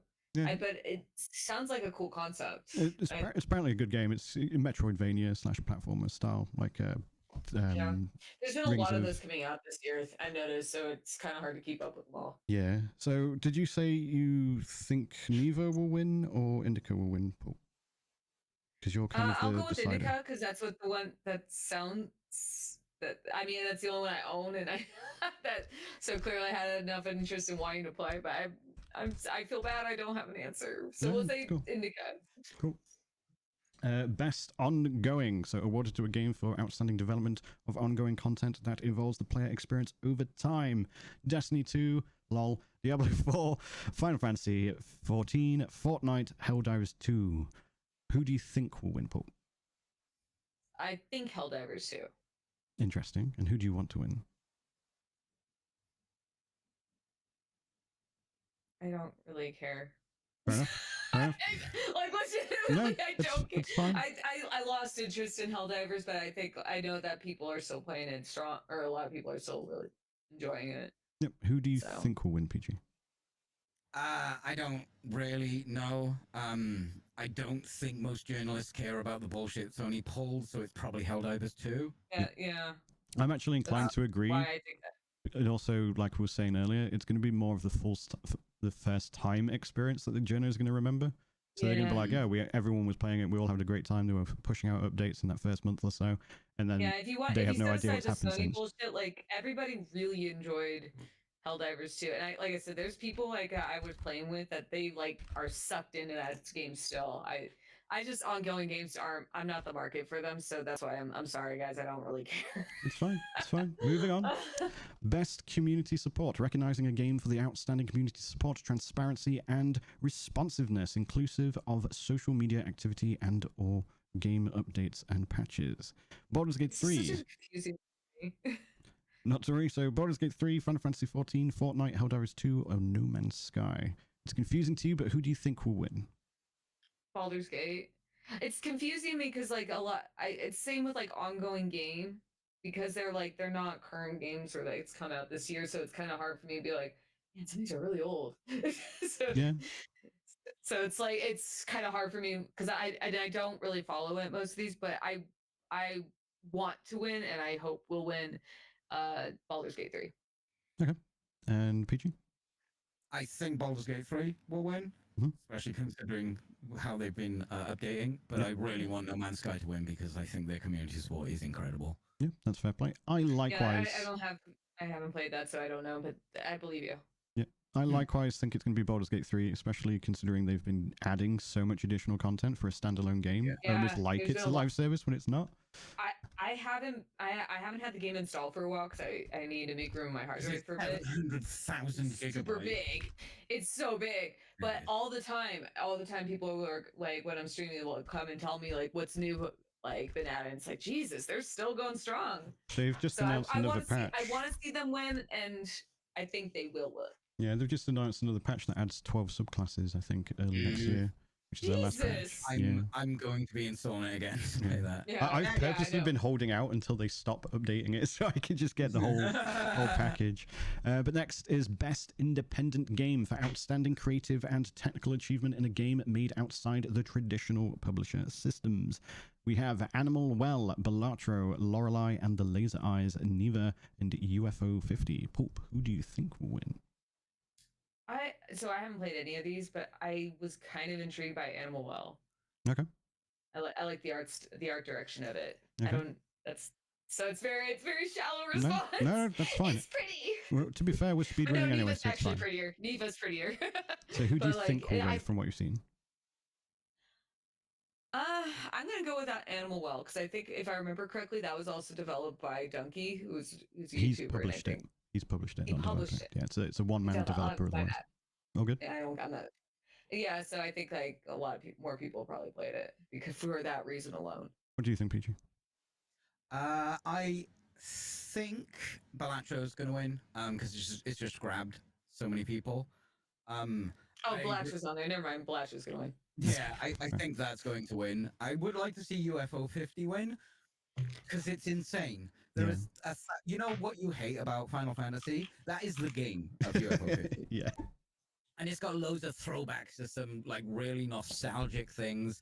And there's like 50 mini games. Oh, someone was telling me about this game. This looks cool. I think it's got 50 mini games. That's why it's called UFO 50. Yeah. And you can tell every single game on there, the developers really love those games and put a lot of love into those silly little mini games. It's just fun. It's just fun. Okay, so the two of you have gone for Balatro. I'm actually really stuck on this one because Animal Well got just as much. Animal Well took people by surprise in the same way Balatro did, because everyone went into Balatro going, oh, it's a card game, and then they were like, what the fuck? It's not poker. It's actually something entirely different. And they did the same with Animal Well. They were like, oh, it's a platformer. What the fuck? There's some augmented reality shit in this. What is going on? So both of those are like really deep games that on a surface level you didn't expect. I could see that winning. I could see that winning. I just think Balatro is the populist vote. Yeah, I'm with Peachy. I think Balatro's gonna win, but I would like to see Animal Well win. And but for me, it's just that shallow reason. It looked kind of cool. Yeah. So I've put Balatro down, but in terms of my guess, I genuinely don't know. I think it would be. I think it's definitely a fight for those two. In terms of who I want to win. I also hate casting for a vote if I have not played any of the games because I really don't have an opinion. That's fair. And I don't feel it's fair. That's fair. Who do you want to win? I will be. I already said. No, he's asking me. Oh, no, we're trying to get through this because it's 10:30. Yeah. So the one I would want to win, I want them all to win because they're all like exceptional and different genres. Yeah. So I know that's a cop-out answer, but I genuinely think they all excel at what they do. So the next one is Best Debut Indie Game, so the first game that these devs have made. Animal Well, Balatro, Manor Lords, Pacific Drive, and The Plucky Squire. Who do we think will win? Balatro. And who do you want to win? I think Balatro's going to sweep, for sure. Okay. And Peachy? Oh, that's a toss-up between Balatro and Manor Lords, but populist vote, I think Balatro's going to win. I really want Pacific Drive to win because it's. I want Pacific Drive to win too. I haven't played it, but I really like the concept. Play it. I don't have money right now, so That's fair. In terms of want to win, I think I probably actually want Animal Well or Balatro to win. Plucky Squire is good, but it's a bit of a kid's game. Pacific Drive is like good, but I think it has its problems. Manalords I barely know anything about, and I think it's actually still in early access. But yeah, who I think will win, again, I think it's going to be a fight between Animal Well and Balatro. Next, best mobile game. Should we skip this because I don't think we really care? I mean, Balatro. Balatro or Pokemon. Yeah, Balatro. Because I think people have been really liking that one. Best VR. I'm probably the only one who has any insight into this. Should we skip? Best what? Sorry. VR. Can I say I played Metal Hellsinger, like the non-VR version. I really like it. Yeah, it is a good game. Should we skip? It's a cool game. Yeah. Yeah, I don't know. Best action game. For the best game in the action genre focused primarily on combat. Black Myth Wukong, Call of Duty Black Ops 6, Helldivers 2, Stellar Blade, Warhammer, 40k, Space Marine 2. Who do you think will win? I think Black Myth will win, but I want to see Space Marine 2 win. Okay, and what about you, Peachy? I think Space Marine will win, and I want Space Marine to win. I know you do. I think I'm talking about the popular vote on that one too. I think Wukong will probably win, but I do definitely want to see Space Marine 2 to win. That was just a lot of fun. That's actually a really fucking tough one for who I think will win. Maybe Wukong, but it's kind of up in the air. I don't think Stellar Blade is actually that good action-wise. I think it appeals to some people to a degree, but as an overwhelming thing, I don't think so. I didn't think it was that great. I'm going to put Wukong down as the predicted one to win. As who I want to win. I played Sekiro right before Stellar Blade, so that that definitely did cloud my judgment. Yeah, no, that's fair. That's fair. I was like, oh my god, what a downgrade. I think I want Wukong to win because it is fun, even though I didn't even utilize the action combat as well as I should have because I ended up min-maxing it. You kept telling us I'm playing this wrong, but I'm really enjoying it. Yeah, well, I just didn't use the stances, and it would have been even better if I did. But that's how I've been playing too, Brian. It's yeah. And I think my husband played the same exact way. Yeah. So best action adventure. This is a weird one because Silent Hill 2's on it, but also Astrobot, Prince of Persia, The Lost Crown, Star Wars Outlaws. That came out this year. Sorry? I looked at it. I was like, "What? There's a Zelda game." Yeah. Speaking of The Legend of Zelda, Echoes of Wisdom. Zelda. Yeah, that's right. I forgot that came out this year. Silent Hill 2. And is that who you think will win or want to win? That's who I want to win. And who do you think will win? I have a feeling it'll be Astrobot. Okay. I think Astrobot will win, but I really want to see Silent Hill 2 win. I really just want a horror game to do well. Yeah, that's fair. How about you, Peachy? Who do you think will win? I don't understand the category in the games put underneath, so I can't make a guess of who's going to win or who I want to win because I don't understand the category, judging by the different games. No, the category is pretty stupid. It doesn't make sense. Astrobot, like none of those games have anything in common. I think they were like, it has puzzles in it, so we'll put it in the category. I think that's not how it works. Yeah. I will randomly guess Zelda. I think, like, when I think action adventure, I think Zelda. Like, that's legitimately like the first. If you were to be like, what's an action adventure game? Zelda. Yeah, that's the only one that's an action adventure game. Wait, what was the first game? But I'm saying.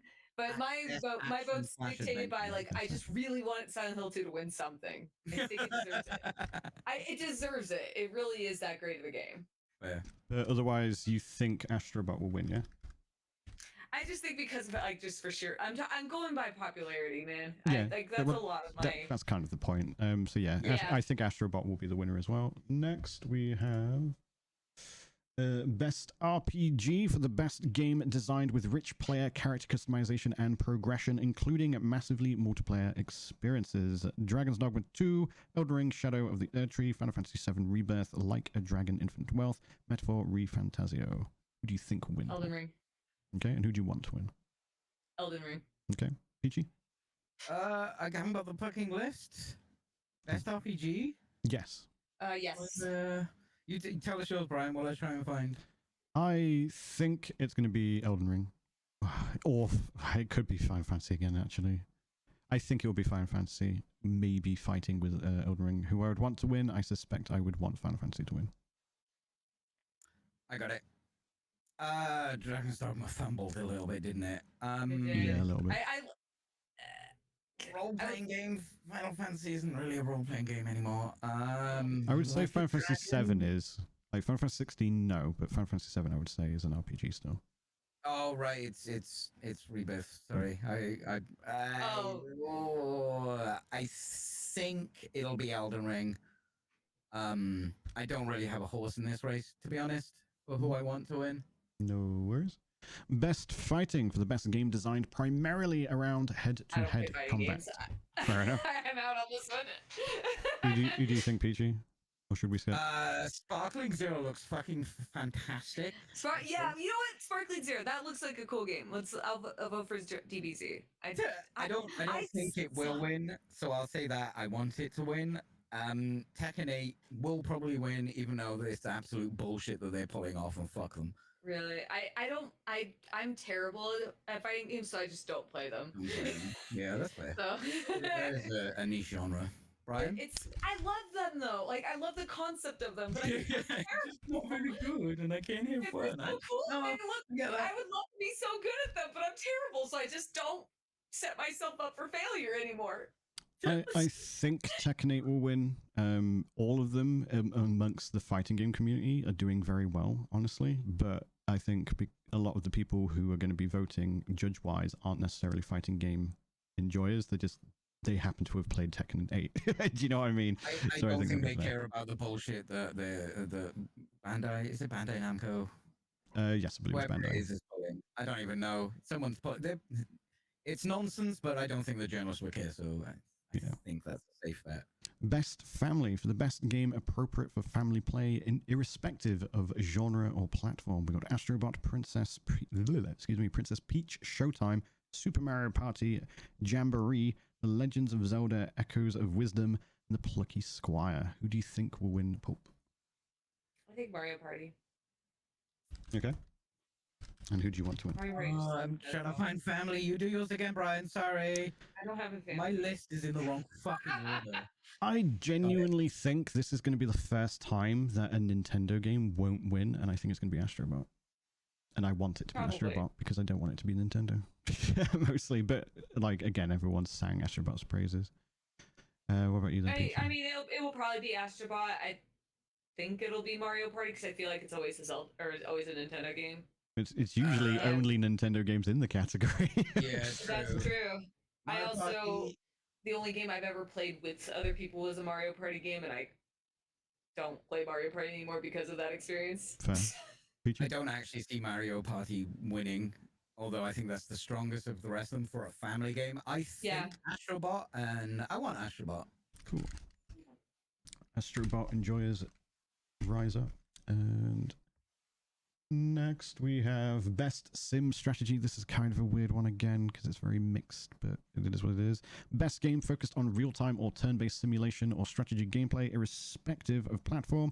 Age of Mythology Retold, Frostpunk 2, Kinnitsu, Gami, Path of the Goddess, Manalords, Unicorn Overlord. Oh. I think Manalords will win. Manalords. And who do you want? You keep saying the way you say manor. I keep saying mana.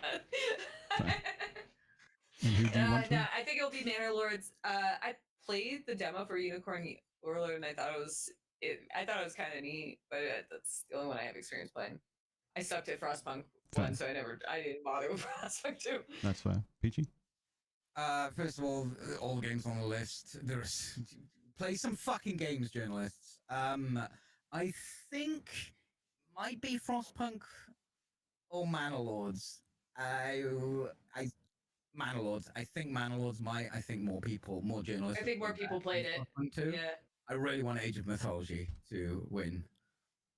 Is it a remaster or a remake? Well, I played it. Remake. It's like a retooling. Okay. There's new shit in it. I would say it I was falls really into remake. into Age of Empires and Age of Mythology like when I was really young. It's kind of yes, but also no. But yeah, if you're, I haven't seen anybody talking about it that much, so I would like to see that win. It looks like they took care of it. that's good to hear. I'm happy to hear that. In terms of who I think will win, it's kind of I think maybe Frostpunk 2. Maybe I want it to be Frostpunk 2 because I've seen the gameplay and it does innovate on the first game and it's brutal, and I think there are room for more games like my that. answer to Frostpunk 2. But he's right. He's right. It's so close for me for Manalore's and Frostpunk 2. So in that case, I will change it to Frostpunk 2. No, sorry. Frostpunk You convinced me, Bryan. 2. Thing is, I'm basically on the fence with both of those two. I am kind of on the fence because I think if you've played them, Frostpunk 2 will win. But if you haven't played them, the popular vote might go elsewhere. That's because a lot of people will know it's hard. It's a brutal game, so may avoid it. So yeah. But if you like brutal games, it's your winner kind of thing. Next category is not loading? Question mark. Best sports skip. Best multiplayer. Best sports racing games. All of those suck. Yeah, not to worry. Best multiplayer: Call of Duty Black Ops, Helldivers 2, Super Mario Party Jamboree, Tekken 8, Warhammer 40k, Space Marine 2. Who do we think will win? I think it will be either Helldivers or Black Ops, but I want to see Space Marine 2 win. Okay. Peach? Not Peach? Yeah, Peachy. That's a hard one. That is a very difficult one. I mean, I'm not sure I even want Space Marine 2 to win because while the multiplayer is good, it needs work, and I think it will be, judging by the developers. So I'll just say I want that to win, even though I don't truly think it should win. Helldivers 2 is probably going to win. Yeah, I agree. Helldivers 2, I believe, will win. Who I want to win, I don't really have a horse in this race because I haven't played any of them yet. In a way, I want Helldivers 2 to win because they're a second party studio, which is really weird. But they did a really good job on the game. Yeah, as a second party studio, I think they deserve it. And most of the bullshit surrounding it is because of Sony, the publisher. It is. The developers themselves, they did a great job on it. Best adaptation. I think there's a clear winner. I think there's going to be a bit of a fight, but we'll see. So recognizing outstanding creative work that faithfully and authentically adapts a video game to another entertainment medium.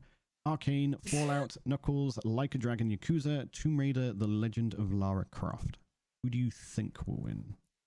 I think it will be Arcane, but I want Fallout to win. Fair enough. Peachy? Bryan, is Arcane 2 as good as Arcane 1? Better. Then Arcane will win. But the only one I've seen is Fallout, and it was really good, so I kind of want it to win. I want it to win. But when I've seen Arcane, I will want that to win. I didn't know there was a Tomb Raider show. I know there's either. It's probably on Peacock. No, it's probably on Peacock. It's on Netflix. I mean, I heard about the Yakuza show, but it just didn't really strike my interest whatsoever. Didn't look like it had enough of the goofiness from the actual series. Oh, apparently it's the worst adaptation so far. Seriously? What, Tomb Raider? Or Yakuza? Yakuza, sorry. Yeah, no, the Yakuza, like, it looks nice, but, like, you know, visually, but Yakuza has, like, it's got so much charm in, like, the actual games that it looks like they just took that away. No. If you want to... Yeah, like it's more based on like the main stories, and I get that like people like the main story, but my appeal was the appeal for Yakuza. The side stories, right? Yeah, they were so fun and charming, and it colored the world for you. They took the goofiness out of it basically. Tomb Raider's on Netflix. It's actually pretty good, but I wouldn't actually put it in terms of best. Was it on Netflix? Yeah, it's on Netflix. It's a Netflix one. It's the same people who did Castlevania. Powerhouse animation. Oh, okay. So it is good. Oh, it's an animated series. You'll probably actually quite like it, Peachy. Because obviously she's British, so there's a few British jokes in there. Like she gets mistaken for being an Australian at one point by an American, which tickled me. Did this come out under the radar? Because like Fallout got a lot of press, and I told you Arcane, like because I follow a lot of like makeup blogs and stuff like that. Like, there's so many Arcane collaborations too. Like, it's gotten a lot of press. Like, even my hair dye is there's a Arcane 2 is Arcane better collab. than Arcane 1. It's going to win. Yeah. It's no, it's going to be Arcane for sure. I'm pretty positive about that. I just really want to see Fallout win because I loved that show. It was so fucking good. I think it will be Arcane. I wouldn't be surprised if it's Fallout because a lot of people have a stigma against animation, and Fallout is good and has a massive fan base. So I wouldn't be surprised by Fallout, but I think it's going to be Arcane, and that's who I think it will be Arcane. And Arcane's one of the shows like where kind of just like Fallout, where people been flocking the series, but also the games, but no one really wants to play League of Legends. I mean, it has made people play it, to be fair. The first season made me play it. Yeah, I wouldn't go, like, I would watch Arcane, but I won't play League of Legends. It's like Breaking Bad makes you want to try meth. That's what Arcane is. Arcane, it makes people want to try League of Legends, is the same as Breaking Bad making you want to try meth. But most anticipated game, recognizing an announced game that has demonstrably illustrated potential to push the gaming medium forward. Death Stranding 2, On the Beach, Ghost of Yotai, Grand Theft Auto 6, Metroid Prime 4, Beyond, Monster Hunter Wilds. Paul? I think Death Stranding will win. Really? I'm surprised. Go on. But I really want Monster Hunter Wilds to win. Again, it's all the popularity things, and I remember when we were talking about the Death Stranding photo mode, you know? And still surprised. Like how much. Peachy. Yeah, what do you think? I think it'll be. Mine, who I think is going to win, going by the popular vote, Grand Theft Auto 6. Yeah, 100%. I really want Death Stranding though, because I am anticipating that the most. Yeah, that's fair. I think it will be Grand. Build a damn bridge.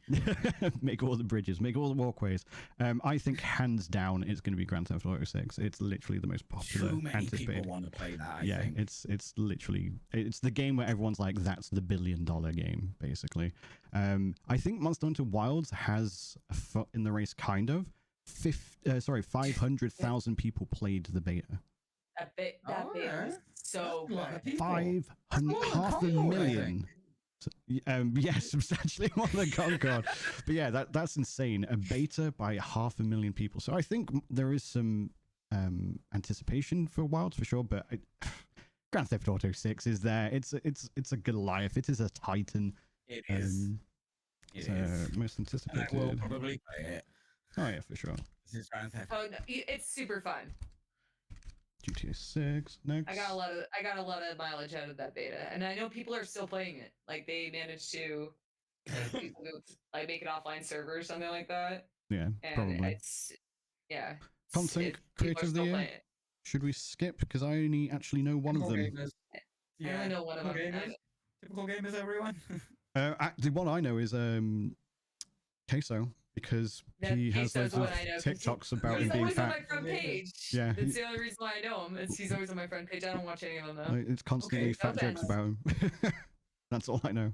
But we'll skip because who the fuck are the others? Best esports, don't care. Best esports athlete, don't care. It's fake. Athlete, Faker, and then whatever team Faker's on. Best esports team, G1. Oh, I fucking doubt that. But yeah. Yeah, it is what it is. So that's the predictions. Right. We had to speed up at the end there. Sorry guys, it's my fault. All good in the hood. Let's blast through some things. Did you want to talk about Bloodlines, or do you want to talk about Warhammer, Peachy? What, the Warhammer? Yeah, you said there was some new Warhammer coming out, and it's quite. Oh, there's been some really cool Warhammer stuff, but I can't say it in 10 minutes. There's too much that I would wax about. But I am replaying VTM Bloodlines, the original, because I'm starting to get quite hyped for number 2. Mostly because it looks like Doom with vampires and some RPGs going on. And the worst thing about Bloodlines, the first one, is the combat. I fucking hate it. Oh, it's awful, but I do. That game has a soft spot in my heart. Oh no, I really love the game. I don't think 2 is going to be anything like that from everything I've seen. And it's going through development. When that game came out, it was like completely unfinished. Ask me about that later, Bryan. What? The developer hell. The developer hell stuff, yeah. Ask me about that later. We'll do.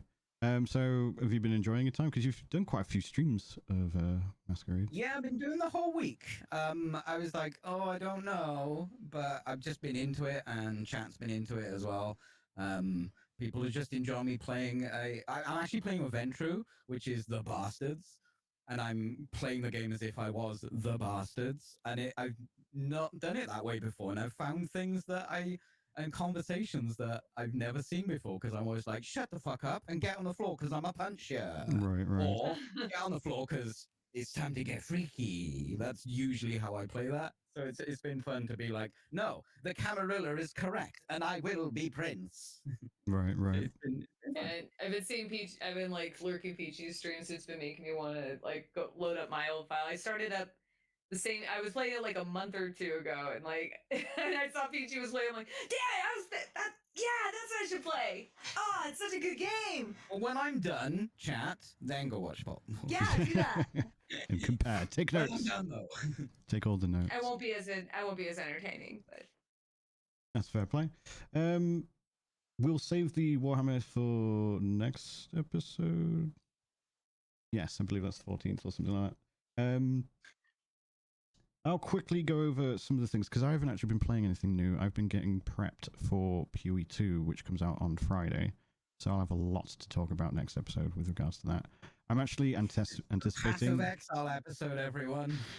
I mean, to be fair, like, if you saw the announcement... This is a big release, dude. It is. Well, that's the thing. I'm actually kind of worried about the launch on Friday. It's a soft launch, but Jonathan, one of the game directors, he's been talking about how he's actually kind of scared because they obviously anticipated when it goes live for the free version that fuckloads are going to play it because it's a free game and it's huge, but they didn't expect the numbers that they're getting for the early access, and they were thinking, oh, probably be a few 100,000. Because like the last expansion got 350,000 concurrent players. Obviously, that's millions over a period, but obviously concurrent players, that was the peak. So the way he's talking, I think we're going to be looking at 1 million, despite the fact that it's going to be early access. Yeah. Because if you consider Last Epoch is a very, very niche game. It's an indie game. It didn't have anywhere near as much hype. It had hype. I managed to get 350,000 people as well at launch. With PoE, you've got all the PoE 1 players who still love PoE 1 who want to check out PoE 2. You've got all the PoE 1 players who fell off PoE 1 and have been waiting for PoE 2. You've got all the people that hyped up Last Epoch who have now also hyped up PoE 2 because they love PoE 1 as well. So it's even more hyped. Then you've got all the Diablo 4 refugees who have been looking for other games. So it's going to be fucking big. I genuinely think it's going to hit 1 million. The new people that will come in because it's a new launch. Yeah, exactly. Who and won't have gone to the old one because they're like, well, there's a new one, I'll try that. Yeah, exactly, 100%. So I think I would not be surprised if we hit over 1 million for early access. So I suspect if you've booked, thankfully, I've not booked Friday off. I've got the week following off. But if you've booked Friday off, you may regret that decision as you stare at an error screen for the following 8 hours kind of thing, but we'll see. But otherwise, I've been watching... Yeah, I mean, I expect it will be recovered in a couple of days. It's just a case of... Oh yeah, guys, my husband bought me the early access, so I'll be joining Bryan. I think you're going to be in for a good time. Nuts? You're going to be in for a good time. But this is how I get indoctrinated into Path of Exile, I guess. Yeah, you're going to get addicted to it. But aside from that, I've been watching shows to fill the void that Arcane left. I literally, it's one of those shows where it was just so damn good, you do feel sad that there isn't more of it. So I've been watching Countdown. I haven't been watching Countdown. It's been a wee while. If I were to watch it, it'd be 8 out of 10 Cats does Countdown as well. I don't think the other one's still going. I don't think it is still going, but I could watch reruns. It's just 8 out of 10 Cats. yeah. I would watch reruns though because it was a good time. But I've actually been watching a couple of animes and a couple of live action stuff. So I watched Blue Eye Samurai, which has a similar art style to Arcane. I don't remember much about it, but I watched that when it came out. I think it's really, really It's good. good. I don't think it's on the same level of, as Arcane, but then again, Arcane, I said this in a post on social media, I think Arcane is like the Baldur's Gate 3 of animated shows, so it's like an exception that's just far and away above everything else. So It cost $50 billion. I just yeah, it was I have 250 to go million. back and watch Blue Eyed Samurai because I don't think I finished it. I was watching it in like pieces, so I wasn't really paying attention. But the cast is pretty stacked. Yeah, it's definitely a really good show. There's a comical character who plays the apprentice of the samurai who made me giggle every time he spoke. Like, just the lines he came Oh, out I with know was who you're talking about. hilarious. He's adorable. Yeah, he is. So definitely recommend that if you're looking for something to fill the void. Then there was Pantheon, which actually came out in 2022. Originally, it came out on AMC, I believe. And then they cancelled the second episode, so the people who made it ended up getting it released on Prime, but only in Australia and New Zealand. So you probably have to 7-seas it if you want to watch both seasons.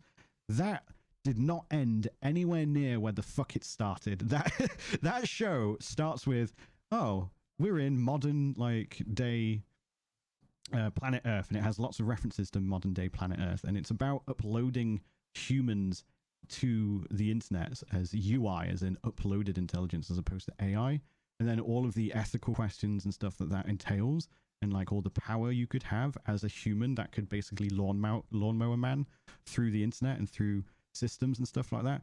And then it finishes in a completely different place, but it raises so many really cool ethical questions, and like it's really, really thought-provoking. It's your standard fare in terms of animation, like your Western animation, like Avatar style stuff and like that. It's good. It's definitely good, but it's not like really artsy like Arcane or Blue Eye Samurai. But if you want something that's just going to blow your bulb and you're just like, what the fuck did I just watch? You basically get to fight Steve Jobs, is what I'm going to say.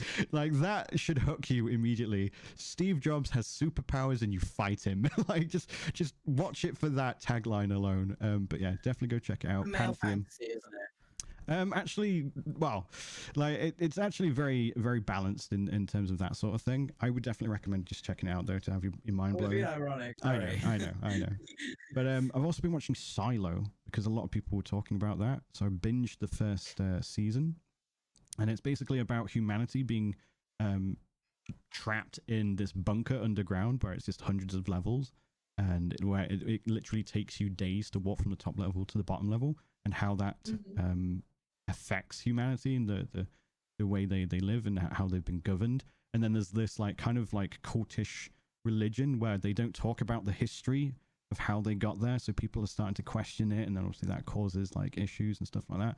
It's got the lead actress is the person who, I can't remember her name, but she plays Paul Atreides' mum in the latest Dune movies. I can't remember her name though, but she's basically a muscle mommy in it, and she's like really, really good. And it's just again another show where you're just like, oh, didn't expect that twist. Oh, what the fuck, kind of thing. Lots of like crazy twists and stuff like that. A lot of your favorite characters dying as well. It's very Game of Thrones in that respect as well. But really, really good watch. It's on episode 3 of the second season. So definitely would consider giving that a gander. I also just watched the second episode of Dune Prophecy. I haven't actually read the Dune books. Have either of you read the Dune books? You a big Dune? I'm a Warhammer fan. True. Half our lore is on there. Fair. So I haven't, but I wanted to check out Dune Prophecy because I like the Dune movies, and it's been kind of good. Like, there's been some controversy. A lot of people on social media are like, how come the technology hasn't changed in 10,000 years? And even I'm like, that's the point of the books. Like, humanity was literally like stalled on purpose because they feared technology and stuff like that. But I've been enjoying that. It's definitely not on the same level as the movies, obviously, but it's got some good actors and actresses in it. I'll have to see how that goes moving forward though. But the other shows, highly recommend. If you just want a guaranteed good watch, you will not be led astray with those first 3. Pulp, you've been playing Mass Effect. Yeah, I've been revisiting the series. Just to summarize this really quickly, I played through Last of Us 1 and 2 straight through, and I got really bummed after those games. They're just such a bummer. So but I really enjoyed playing through a series like that, like from start to finish. So I went and I decided to revisit Mass Effect. So start from You use one. Mass Effect 3 engine, right? In the Legendary Edition? Yeah.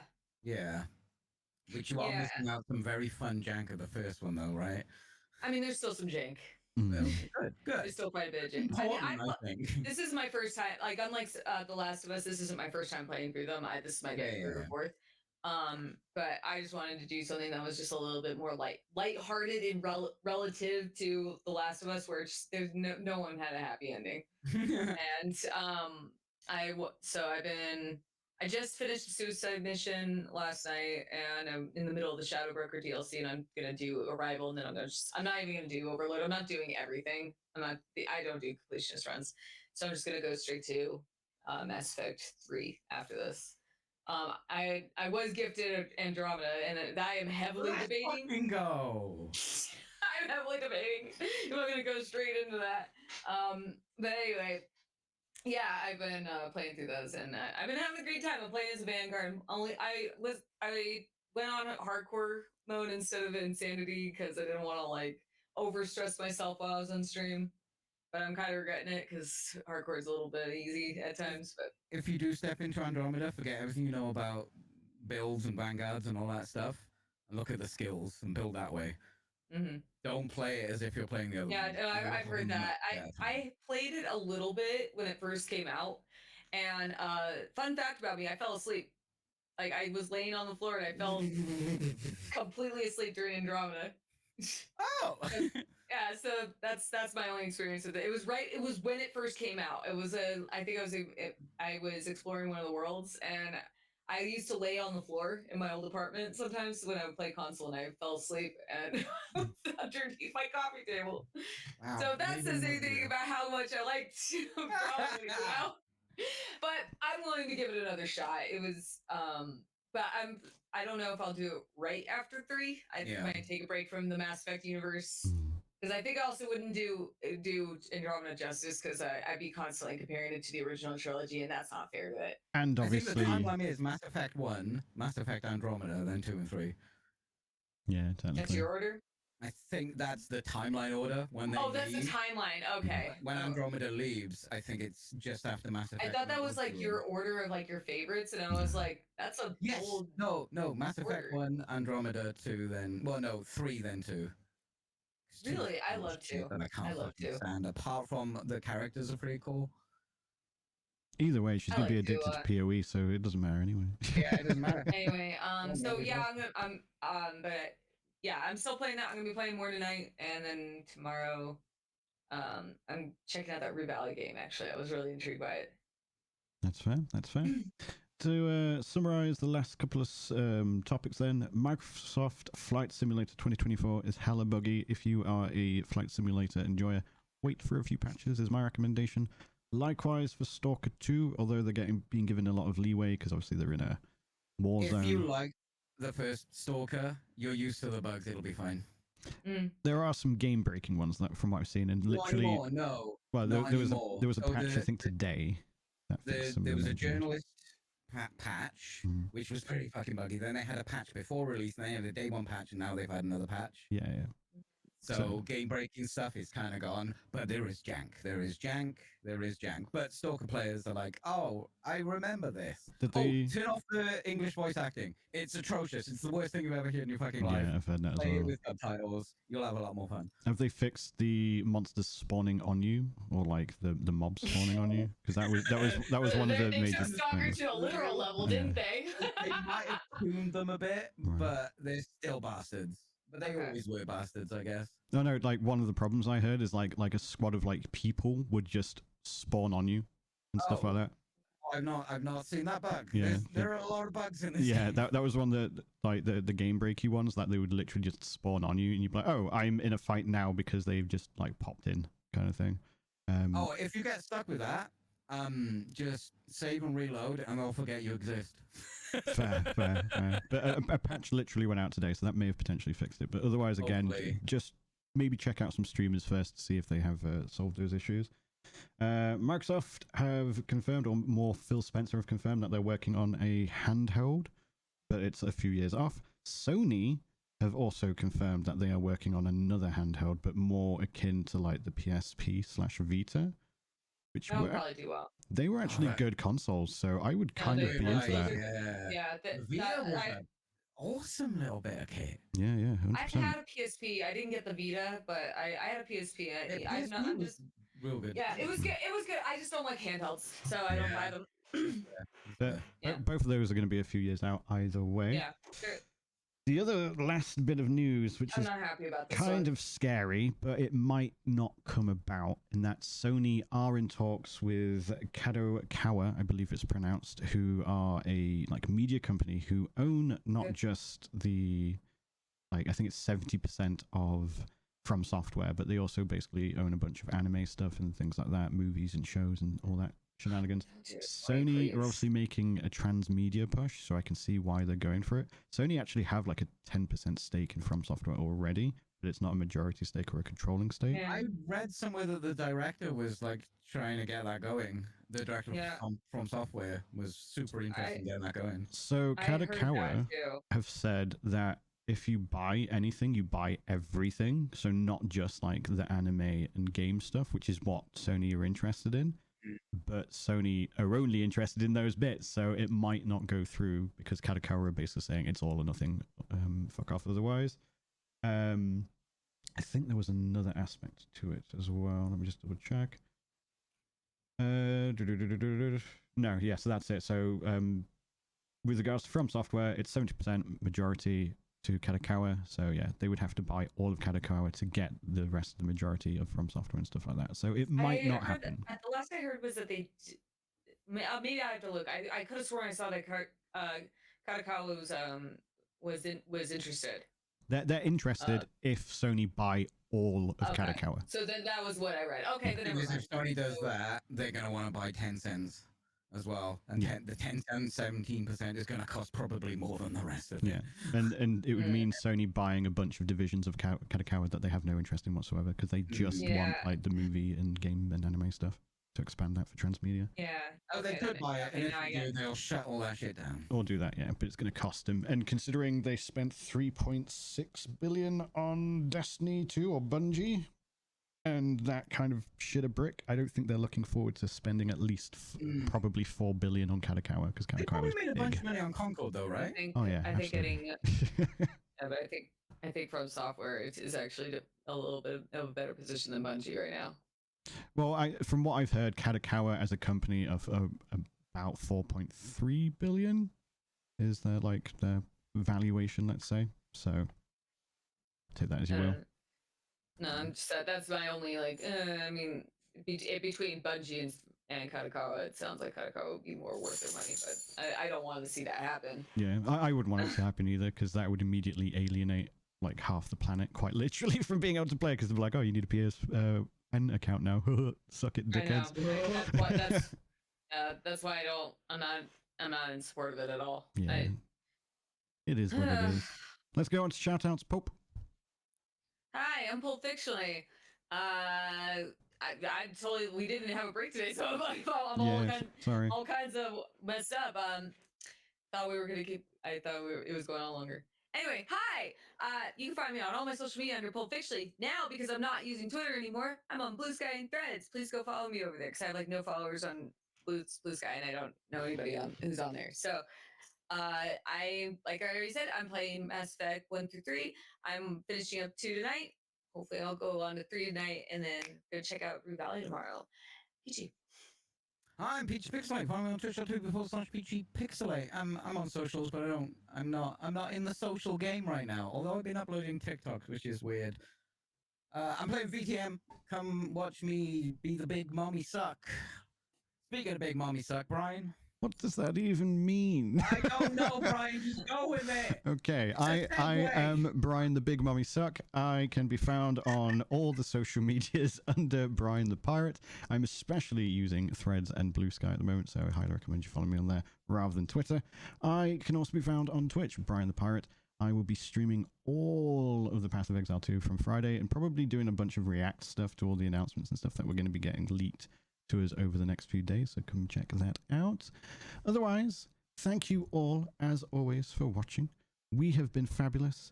we look forward to seeing you again soon. Just a reminder, we will be doing the co-stream of the Game Awards on the 12th. That's it from us. Farewell. We'll remember you. Bye. Bye.